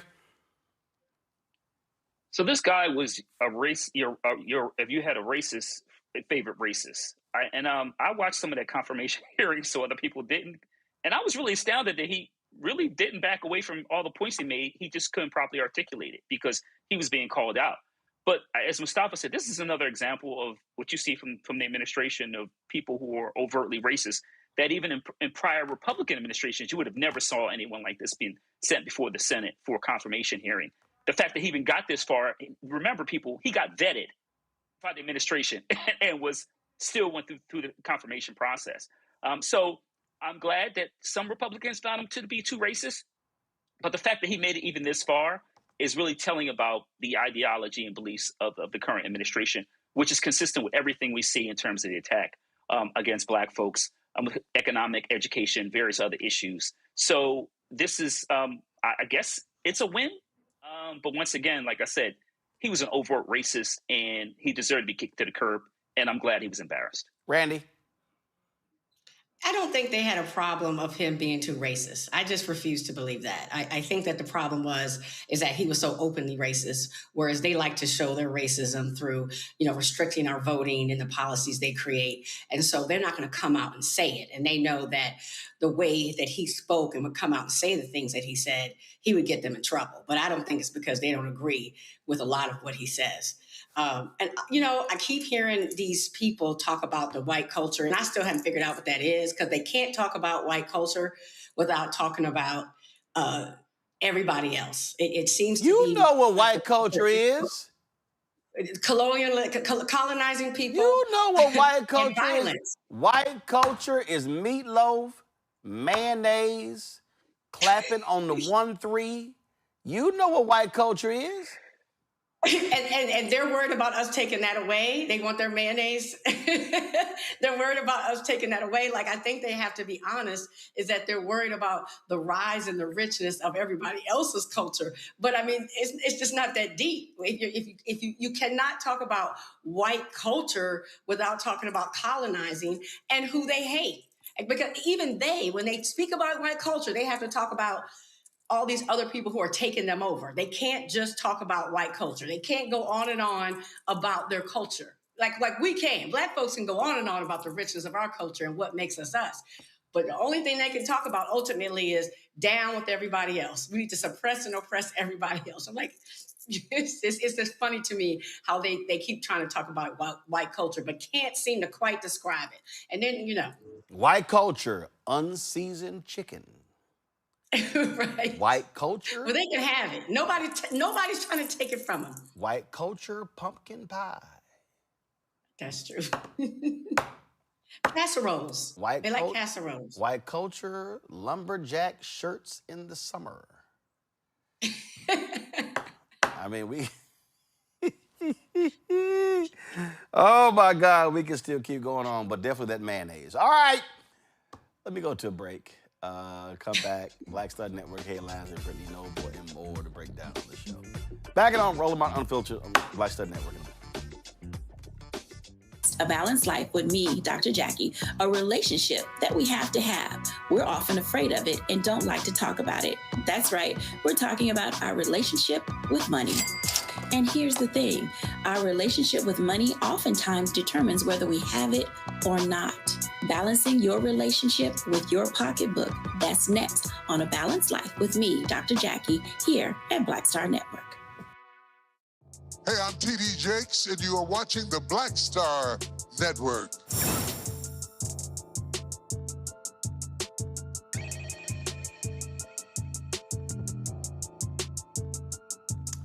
White culture, a miracle whip.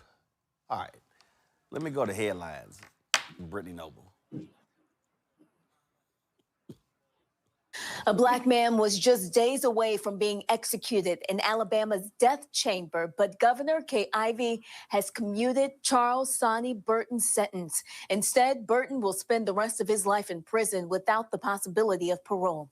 Governor Ivey made her decision after speaking with a representative of the victim's family. Doug Battle was shot and killed during a robbery at the AutoZone's auto parts store in Talladega on August 16, 1991. He was shot in the back by Derek DeBruce after Burton and the 4 other robbers had left the store. Battle's daughter, Tori, had publicly expressed that she did not want to see Burton's death sentence carried out.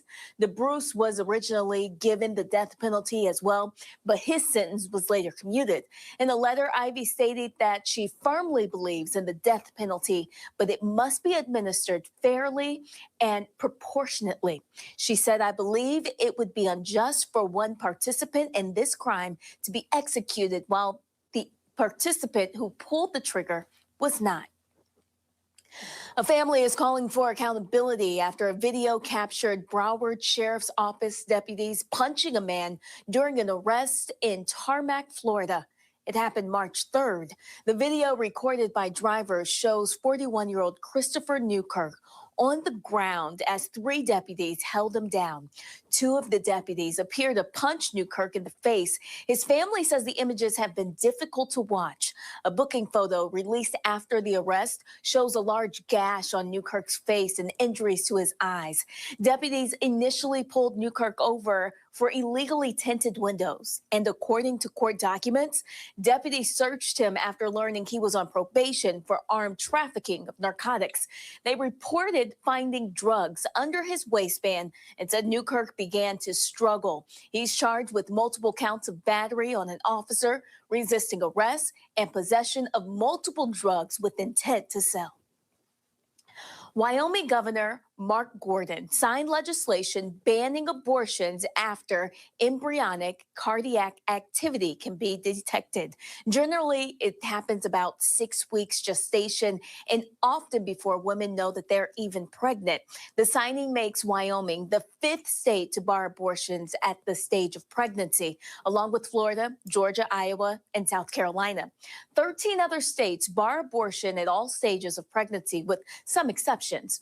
Gordon, a Republican, said in a letter to lawmakers on Monday that he has some doubts about the law that he signed because it doesn't include exceptions for pregnancies caused by rape or incest. The law does make an exception in cases to preserve the woman from an imminent peril that substantially endangers her life or health, according to appropriate medical judgment. And today, voters in Georgia's 14th congressional district are picking a replacement for former Republican U.S. Representative Marjorie Taylor Greene. She resigned in January following a public rift with President Donald Trump. A crowded field of 22 candidates initially filed to run for the vacant U.S. House seat, but that number fell to 17 active contenders after a handful of withdrawals from the race. All candidates will compete on the same ballot regardless of political affiliation. If no candidate receives a majority of votes, the top 2 vote getters will advance to an April 7th runoff. There are 12 Republicans and 3 Democrats competing in the special election. We'll have the results for you on Wednesday. Well, Byron Allen is buying a significant stake in the premium TV brand Starz. The mogul, whose Allen Media Group owns the Weather Channel, a production company, local TV stations, and streaming platforms, acquired a 10.7% stake in Starz. According to a filing with the Securities and Exchange Commission, Allen is paying $25 million for the stake. Starz is home to shows like P-Valley and 50 Cent's Power. The company was previously under Lionsgate. Last May, it split from Starz, allowing the premium cable network and streaming businesses to trade separately. Allen Media Group, which Allen founded back in 1993, owns and or operates 27 ABC, NBC, CBS, and Fox network affiliate broadcast television stations in 21 different U.S. markets. Well, Beyonce and Kelly Rowland are once again giving back to their hometown of Houston, this time through housing. According to BET, the music icons are helping fund an $8.4 million permanent housing project called the Knowles Roland House, a 31-unit development designed to support people experiencing homelessness. The project will offer more than just a place to live. Residents will have access to social services, including case management, mental health counseling, substance use treatment, life skills training, and nutrition assistance through a partnership with the Community Development Corporation. The development is also supported by Bread of Life, a Houston nonprofit that provides food and shelter to people in need. All right, folks, be sure to watch The Breakdown with Brittany Noble every day, noon Eastern. You want to get caught up on the headlines of the day? Check it out. Again, The Breakdown with Brittany Noble every day, Monday through Friday at noon Eastern, right here on the Black Star Network. All right, when I come back, I got to call these hypocrites in MAGA. Yeah, they're deserving of it. As relates to the funeral of Reverend Jackson Sr. I'll do that next. A decade of love, joy, and power. Black Voters Matter is 10 years old, and we are just getting started. This is love with a purpose. This is Black joy in motion. This is unstoppable power. Across campuses, neighborhoods, and back roads. Let's go! We show up, not just to vote, but to be seen, to be heard, to belong. We ride together, we organize together. We remind each other that our voices matter, because they always have. Black Voters Matter is about more than ballots. It's about housing and healthcare, clean water and living wages, education, reproductive freedom, and dignity. It's about turning pain into action, turning belief into movement, turning community into power. We don't wait to be invited. We bring the energy. We bring the love. We bring the people. Because when Black communities come together, we don't just survive, we thrive. This is how change happens. This is how history moves. We organize, we build, we win. I'm Mark Morial, President and CEO of the National Urban League, and I'm watching the Black Star Network.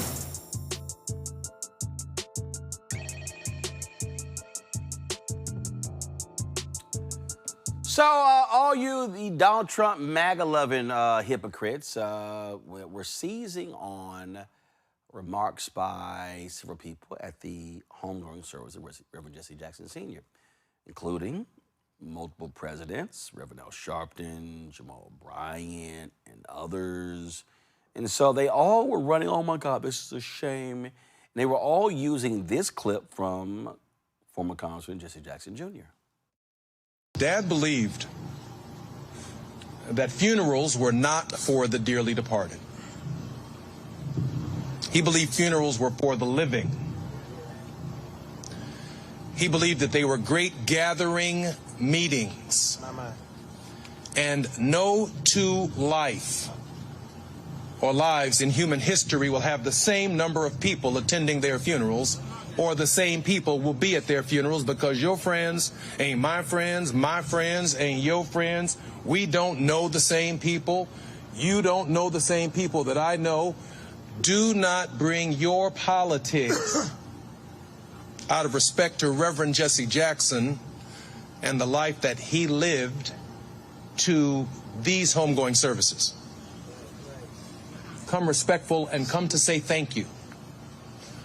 But these homegoing services are welcome to all, Democrat, Republican, liberal, and conservative, right wing, left wing, because his life is broad enough to cover the full spectrum of what it means to be an American.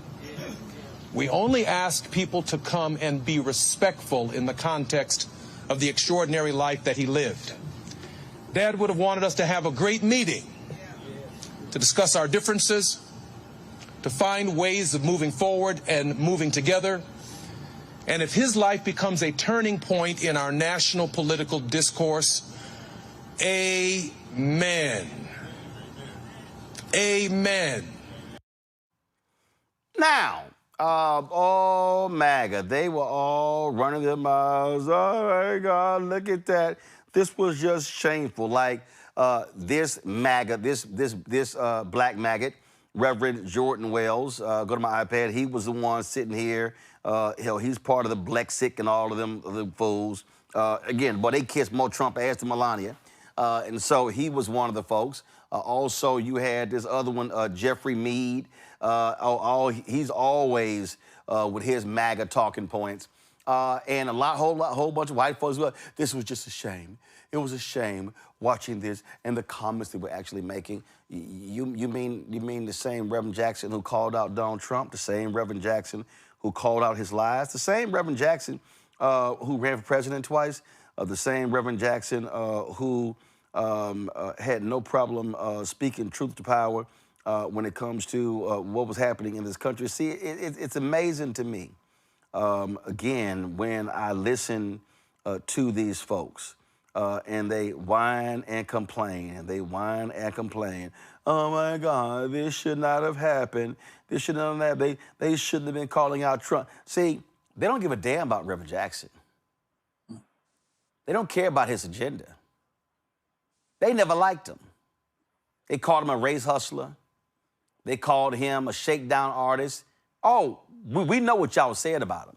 So don't act like all of a sudden y'all care about Reverend Jackson and his family and stuff along those lines. No, we know in the case. Y'all mad because the twice-impeached, criminally convicted felon-in-chief got called out. Y'all mad that folk talked about the importance of black folks organizing and mobilizing. That's what y'all mad about. And see, y'all, they have been posting, listen to what Reverend Jackson said about Donald Trump years ago, at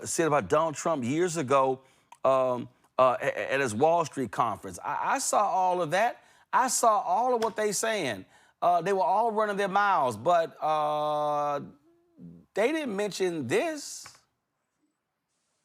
Reaction to what Donald Trump said, and one of the main points he's made was you think he needs to apologize. Given what you think of his views on this, what does it matter if he apologizes?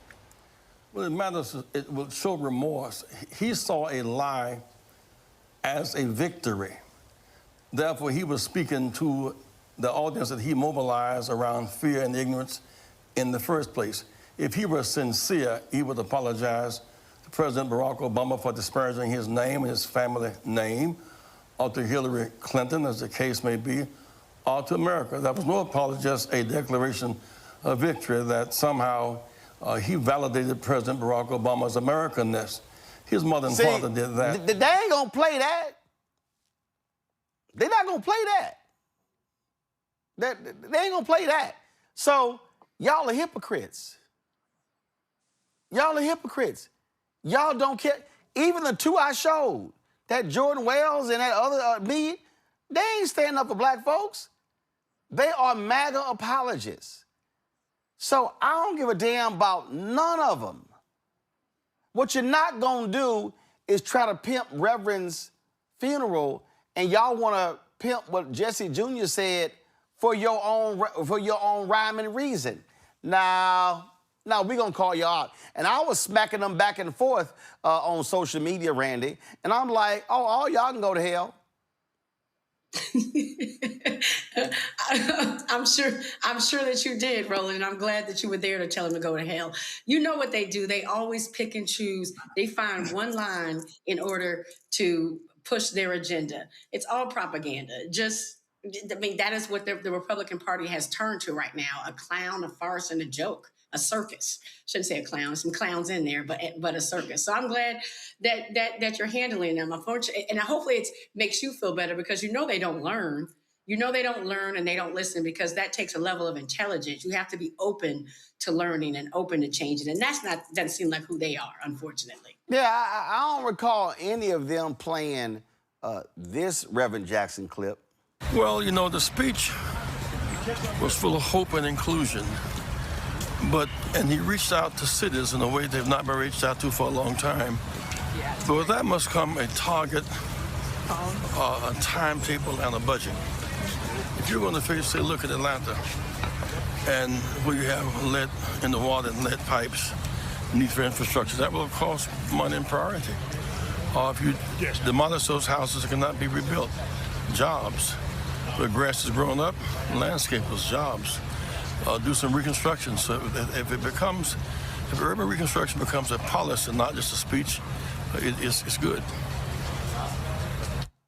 But we know he didn't do that. Yeah, but see, MAGA ain't gonna do that, Larry. No, they love being outraged over everything. Listen, Black homegoing services are very community-centered, and I appreciate, Junior talking about if everyone can come and celebrate the life of the great Jesse Jackson.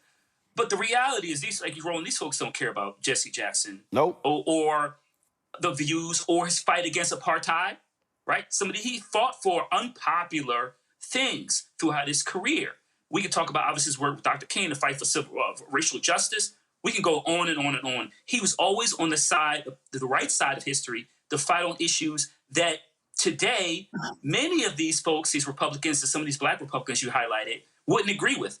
So, look, they can go kick rocks. We don't continue to celebrate Reverend Jackson's life, but we also have to remember, as we talked earlier about the Black Republican from Virginia, there are always going to be people in our community that cannot be trusted with the culture or identity that we always have to keep an eye on. Yeah, and Mustafa, I don't think MAGA gonna play this one. In this language of Donald Trump has been a source of shame for our nation, and humiliation and untruth. With Africa, we have a trade surplus with Africa. Every firestorm tide driven down the American road came from the plantations of Liberia, the gold from Ghana, uranium and diamonds from the Congo. Africa is the most abundant continent and the largest continent, where the Indian and Atlantic Oceans come together and kiss at the tip of South Africa. And as for Haiti, Haiti was our ally in the Revolutionary War. Every baseball Beirut ever hit was made in Haiti. So it's just flat out ignorance. But the American public deserves better. But you get what you vote for, what you don't vote for. 2018 will be a chance to make a difference. If we vote our hopes this year, not our fears, we can stop this tragedy. Oh, it's amazing how they couldn't locate any of those clips. Mm-hmm. Well, it is the audacity of caucasity to whitewash anything in America that does not meet their narrative. If you knew Reverend Jackson, you knew that he cared about economic justice. Yes, he wanted to make sure that whomever was vulnerable had an opportunity in our country, but he also made sure that he continued to love Black people and to highlight the fact of the disparities that were going on inside of our communities. If you knew Reverend Jackson, you know that he cared about housing justice and understood the disparities that existed inside of that space. If you knew Reverend Jackson, you know that he also cared about transportation justice and environmental justice issues, and he understood the impacts that were going on because he actually visited the communities on the ground. If you cared about Reverend Jackson, you would also understand that he made sure that his reach was large enough to go across the planet, as we just saw in that previous clip, to highlight the impacts that were happening in Africa and in Haiti and a number of other locations across our country. But if you only have the ability to see through a caucasity lens, then you'll never see the true Reverend Jackson. No, that's not going to happen because, see, they want you to believe the lie. They want you to keep advancing the lie. And here were a few more words that Reverend Jackson had to say about that twice-impeached, criminally convicted commander-in-chief. President, and you and he had I'd say, a times contentious relationship.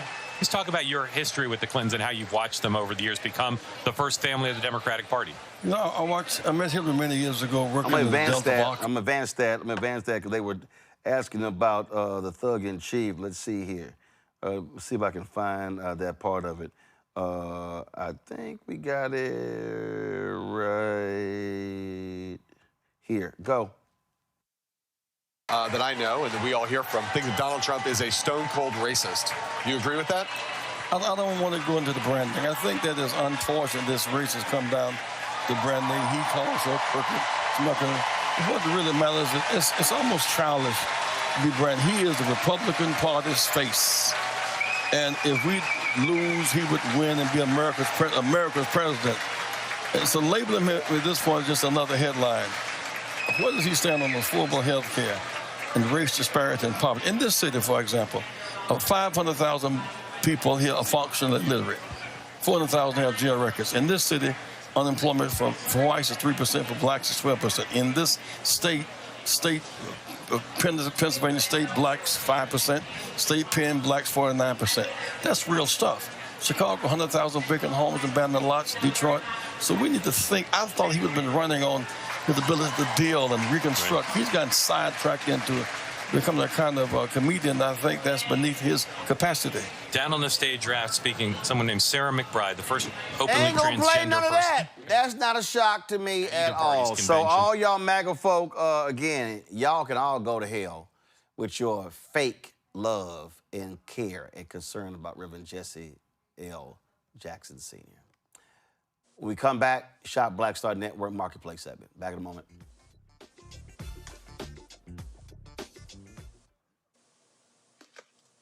On a next, A Balanced Life with me, Dr. Jackie, a relationship that we have to have. We're often afraid of it and don't like to talk about it. That's right, we're talking about our relationship with money. And here's the thing, our relationship with money oftentimes determines whether we have it or not. Balancing your relationship with your pocketbook, that's next on A Balanced Life with me, Dr. Jackie, here at Black Star Network. How you doing? I'm Mark Curry, and you're watching the Black Star Network. That's why I got these glasses on, because that black star is bright.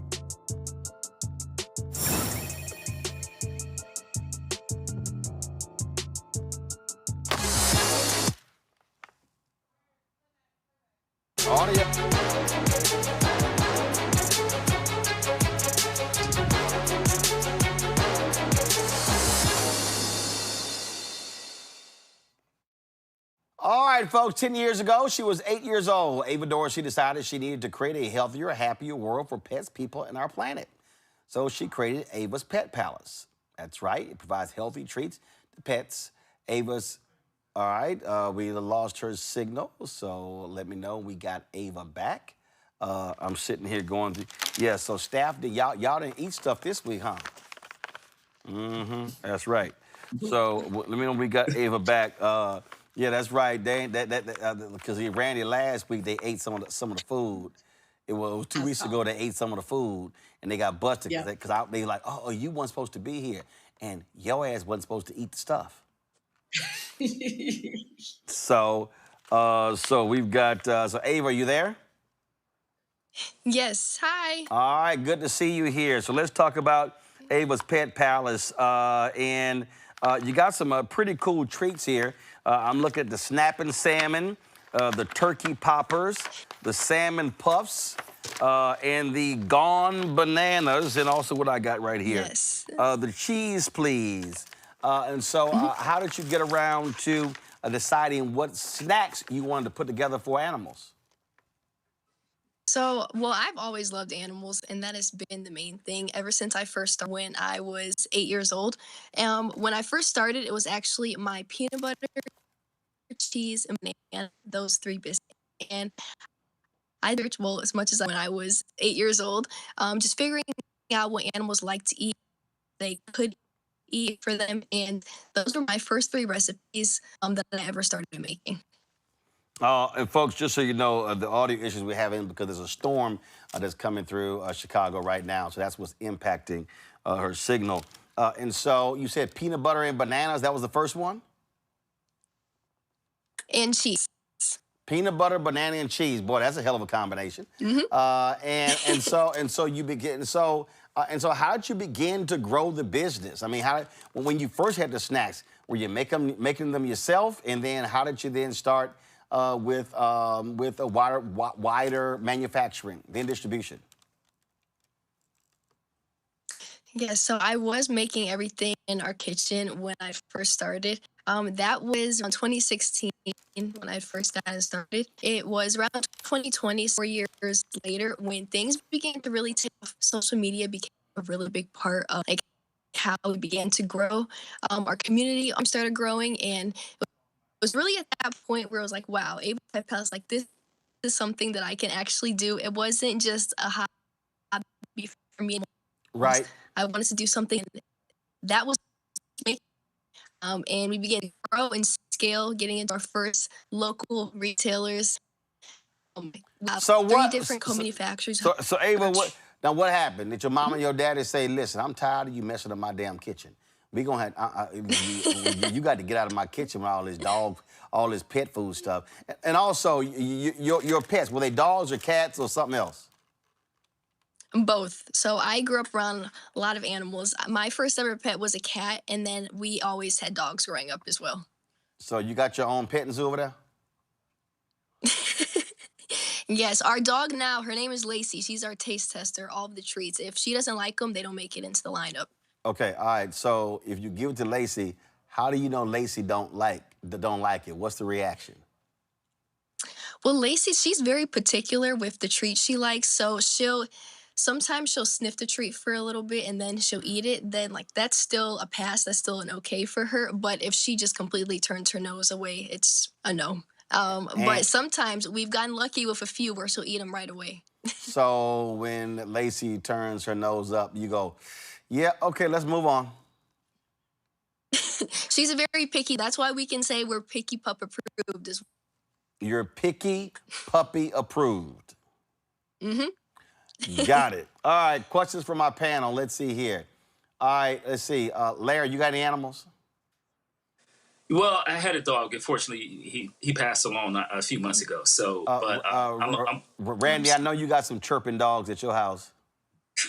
I have a grand dog, actually, who is actually coming to see me this weekend. So I'm hoping I can get some of these treats in time to give them to my dog. Now, he's not picky. He'll eat anything, but I definitely want to support this amazing business. I'm so incredibly impressed.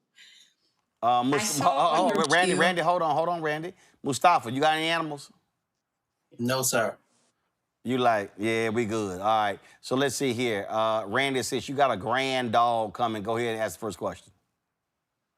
You say on your website, you talked about the industry being inclusive. Are you talking about the animals? Or are you talking about with people? Because I was just wondering, are you going to expand your treats past dogs and cats? You know, so many people own different animals now. Or what did you mean by inclusive? So yes, first of all, in the pet space. So I feel like there are not that many businesses within the pet space, and there definitely weren't started. So that has been something that we're really proud of, you know, being able to have and add inclusivity into the pet space and grow in that way, as well as our treats. Still organic, very limited ingredient, but we do want to expand past dog and cat treats. So at some point, food, treats for other animals, really just treats for all pets, and making sure that if you have a pet, Ava's Pet Palace is the place to go. Larry? Fantastic.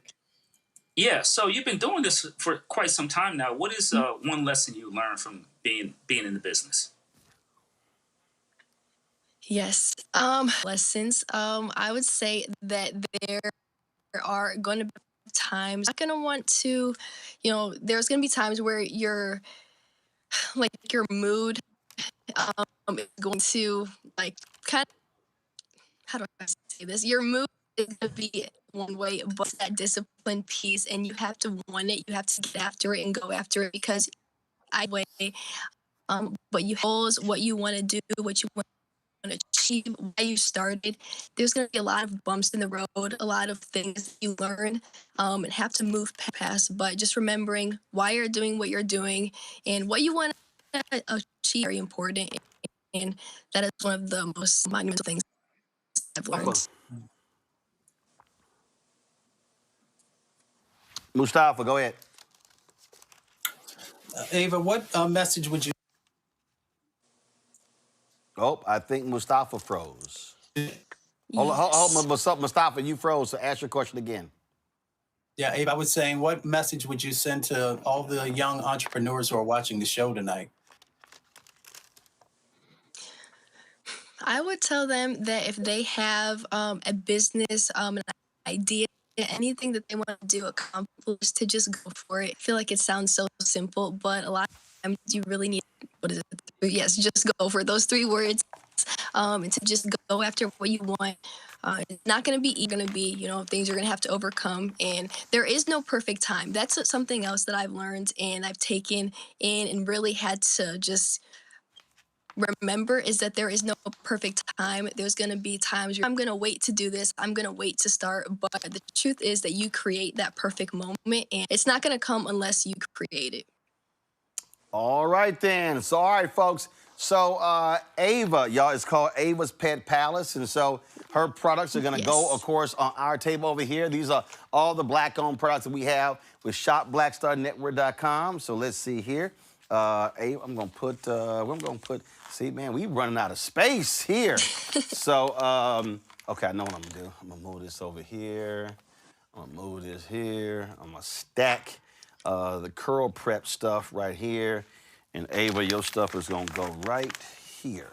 So, y'all, Ava's Pet Palace, her products are in more than 300 stores nationwide, but you should get them from shopblackstarnetwork.com. Shopblackstarnetwork.com. You can check it out right here and go, again, so you see her products right here. Go to our marketplace, shopblackstarnetwork.com, to see Ava's products. You can buy them all right there. Ava, we appreciate it. Good luck. Thanks a lot. Thank you so much for having me. Thank you very much. So again, folks, all of these products here, these are all Black-owned products you can get by going to shopblackstarnetwork.com. Shopblackstarnetwork.com. And so you can get Ava's Pet Pals, those products and everything else. Let me thank Larry, Randy, and Mustafa for being on today's panel. I certainly appreciate it. Thank you so very much. Folks, if you want to support the work that we do, join our Bring the Funk fan club. You want to contribute via Cash App, use a Stripe QR code. You see it right here. That QR code is for credit cards as well. Checks and money order, make it payable to P.O. Box 57, make it payable to Roland Martin Unfiltered. Mail to P.O. Box 57196, Washington, D.C. 2003-7-0196. PayPal's R Martin Unfiltered, Venmo's RM Unfiltered, Zelle, Roland at RolandSMartin.com. Roland at RolandMartinUnfiltered.com. Download the Black Star Network app. Apple phone, Android phone, Apple TV, Android TV, Roku, Amazon Fire TV, Roku, Samsung Smart TV. Be sure to get our Roland Martin Unfiltered Black Star Network swag by going to shopblackstarnetwork.com. You get our merchandise, our hats, T-shirts, hoodies, zip-ups, mugs, all that stuff right there at shopblackstarnetwork.com. And again, all of these products right here, all Black-owned products you can actually get. We've got backpacks and dolls and crossword puzzles and skin care, candles, toilet paper. Man, we got all kinds of Black stuff here. And so go to, so when you buy the products from shopblackstarnetwork.com, you're supporting this show as well. And so again, we got some great stuff you can check out here. Again, we've got our STEM dolls, we've got HBCU gear, we got chips. Man, we got all kinds of stuff, car wax solution, candles, you name it. So go to our marketplace at shopblackstarnetwork.com. And of course, download the app Fanbase. Be sure to get that as well. Don't forget, check out Brittany Noble every day at noon. The breakdown of Brittany Noble right here on the Black Star Network. Folks, that's it. I'll see y'all tomorrow right here, Roland Martin Unfiltered on the Black Star Network.